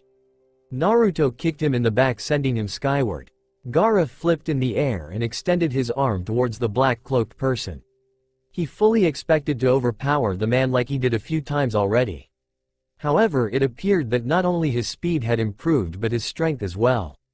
He took the attack with his sword and summoned chakra to his blade. He slashed at the arm and a blade of chakra energy was sent along it, using the arm as a path to Gaara. How? Shouted Gaara as his sandarm was destroyed. He landed a few feet away from his opponent. Naruto raised an eyebrow, not that it was seen through his hood. He didn't think Gaara could really talk in his current state. Why did you attack me? Asked Naruto. I must kill you, I need your blood to satisfy him. Shouted out Gaara. But you are strong, how are you strong, why are you strong, why can't I kill you yet? I don't want to fight you. Stated Naruto. Fight you, I must fight you, kill you, I must kill you, to prove my existence. Said Gaara as he clutched his head. Shukaku was currently sending him memories of his childhood against his will. I will kill you. A huge wall of sand erupted around Gaara, going higher and higher till it was close to the size of a small mountain. The sand slowly started to take shape into a giant sand raccoon demon. The Hokage stood at the edge of the village with the Kage as well as several Anbu and Junin. They all saw the large figure in the distance. Konohamaru had reached them and told them what was out there. The Hokage had cut him off before he mentioned Naruto. Hokage Dono, why do you not let your forces engage it? Asked the Kage. The problem is being taken care of. Stated the Hokage with a cheerful smile. By who? Asked Kakashi coming forward. By the same person who saved Miss Makoto and young Sasuke from the Uchiha massacre. Everyone fell silent and stared out at the distant figure of the sand raccoon. There was no way any of them could see anything from such a distance. Heck, they could barely make out the sand demon. I hope you know what you are doing, said the Kage. The Hokage just continued to smile. Let us see what you do, Naruto. Thought the Hokage. Naruto looked straight up at the giant figure. He bent over and clutched his arms. Soon white wings erupted from his back. He gave a small grunt at the pain they brought when coming out. He looked back up at the giant and sighed. No holding back, thought Naruto. He could sense from here that the boy's own power was near its limit and that he hadn't started using his demons yet. Naruto needed to stop him before he could. Naruto's body started to course with his special whitish-blue chakra. His whole body was glowing with the power. He flapped his wings once and he was sent rocketing towards Gaara. Gaara threw his arm in a straight thrust at the flying form of Naruto. Naruto flew around the arm in a straight path towards the shoulder. Spikes of sand began shooting out of the arm as he circled up it. He dogged them with grace. Finally one erupted in front of him. He gave a powerful flap forward to stop himself from crashing into it. He hovered there in the air for only a second, but that was all it took for more spikes to erupt forward at him. He folded his wings in and dived down towards the legs. Gaara then began to kick at the ground in an attempt to hit Naruto. Naruto flew under them and ended up behind Gaara. However, he looked up and noticed all the spines on the tail as it angled, pointing towards him. Hundreds of thousands of sand bullets flew at him. He brought his wings around his body, his sword towards the ground, and his chakra began to form into his wings and around his body. They glowed as he was struck. He was hurtled towards the ground, his wings protecting him.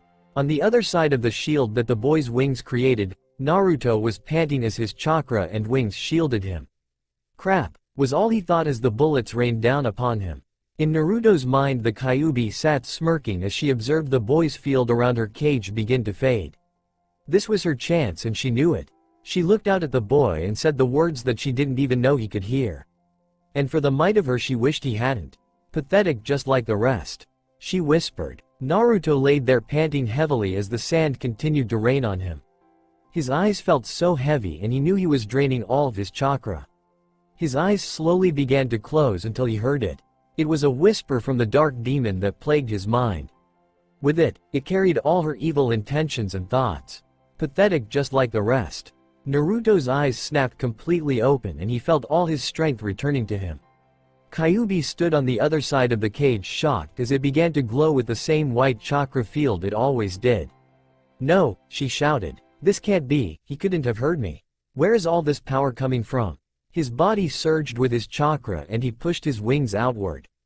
Instantly a bright chakra field shot out, destroying all the sand bullets that were coming towards him and caused the huge demon to take a step back. Naruto wasted no time, as he didn't know how long all his power would last. He flew up the creature's back at unimaginable speeds. He separated the hollow blade from the rest of the sword so that he now had two. Spikes shot up from the demon's back trying to stop him. He cut through them all, not stopping as he continued forward. His swords slashed around him, destroying the sand and blurring speeds. He flew at the base of the creature's neck and landed on the shoulder. He turned in a half circle and put the hollow blade back, making the complete sword once again. He then spun fully around as his blade pulsed with almost all of his chakra. He slashed the air at the sand neck of Gaara. The giant raccoon's head was taken clean off by the glowing energy blade that shot out of Naruto's sword. The effects were instant as the entire body crumbled. Gaara slammed into the ground, and Naruto gently landed as he flew down. Gaara stared at him, Naruto's face completely hidden, and all that showed was his intense eyes. He spread his wings out and walked forward. Gaara wanted to do something, anything. But he had used up all his chakra. He couldn't even summon his demon because he didn't have the energy to do his forced sleep technique. How? Asked Gaara. How could you beat me? Because I wouldn't allow myself to lose, said Naruto. Gaara just stared at him. I needed to protect this village, so you wouldn't destroy it. I to bear a demon. Gaara's eye widened in surprise, then in anger. That doesn't make any sense. Don't they hate you? Why would you defend them? Gaara shouted in pure rage. Naruto looked at him in pure silence for what seemed like an eternity. His glowing lightning eyes bore into the boy as if judging his worth. Seeing what lied in the boy's heart. It affected Gaara greatly and he didn't like it. Answer me, shouted out Gaara Aegean. How many? Said Naruto. Gaara looked at him confused. How many have you killed, Gaara? With your demon, how many hundreds died? How many thousands do you think my demon killed? How many husbands, wives, families have they taken, Gaara? Gaara sat there in silence staring at the hooded stranger. They have every right to hate us. The most we can do is live with it and do all we can to repent. But why? We didn't ask for this, why must we repent? Because Gaara, if we don't, who will? Gaara looked at him again, tears started to form in his eyes at all the pain he had suffered in his life. If they hate us and we hate them, all there is an endless cycle of pain. But if we end it, if we love them and help them, then maybe it might become easier to bear. I can't, the pain, it's too much, said Gaara, clutching his head. He remembered it all, the fearful stares, children being pulled away from him, the children who called him a monster. It all hurt him so much. Then maybe you should just die here, said Naruto as he picked up his sword and walked over to Gaara. Gaara stared up at him, tears in his eye. He closed them and awaited death, but it never came. Gaara opened his eyes and looked behind him and saw the black-clad figure walking away. His wings still extend to his side, making him look holy. Why don't you kill me? You said it yourself, I should just die, said Gaara. Naruto looked back at him and smiled, not that Gaara could see it. Because I got a feeling that things are going to change for you, that is if you let them, said Naruto. He then flew off away from Gaara. Mere moments later both cages appeared with Anbu and Junin. Gaara, said the cage as he rushed over to his son. He stopped a couple of feet away from him, knowing that Gaara wouldn't let him get too close. Dad, you said my seal could be fixed, when can that happen? Asked Gaara in all sincerity. The cage took a step back in surprise, but then a small smile crept on his face. And then what happened? You know, after you cut off the giant raccoon's head? Asked Konohamaru. I went home and went to bed, said Naruto. What? That's all? How anticlimactic, said Konohamaru with a pout. Naruto just smiled at this.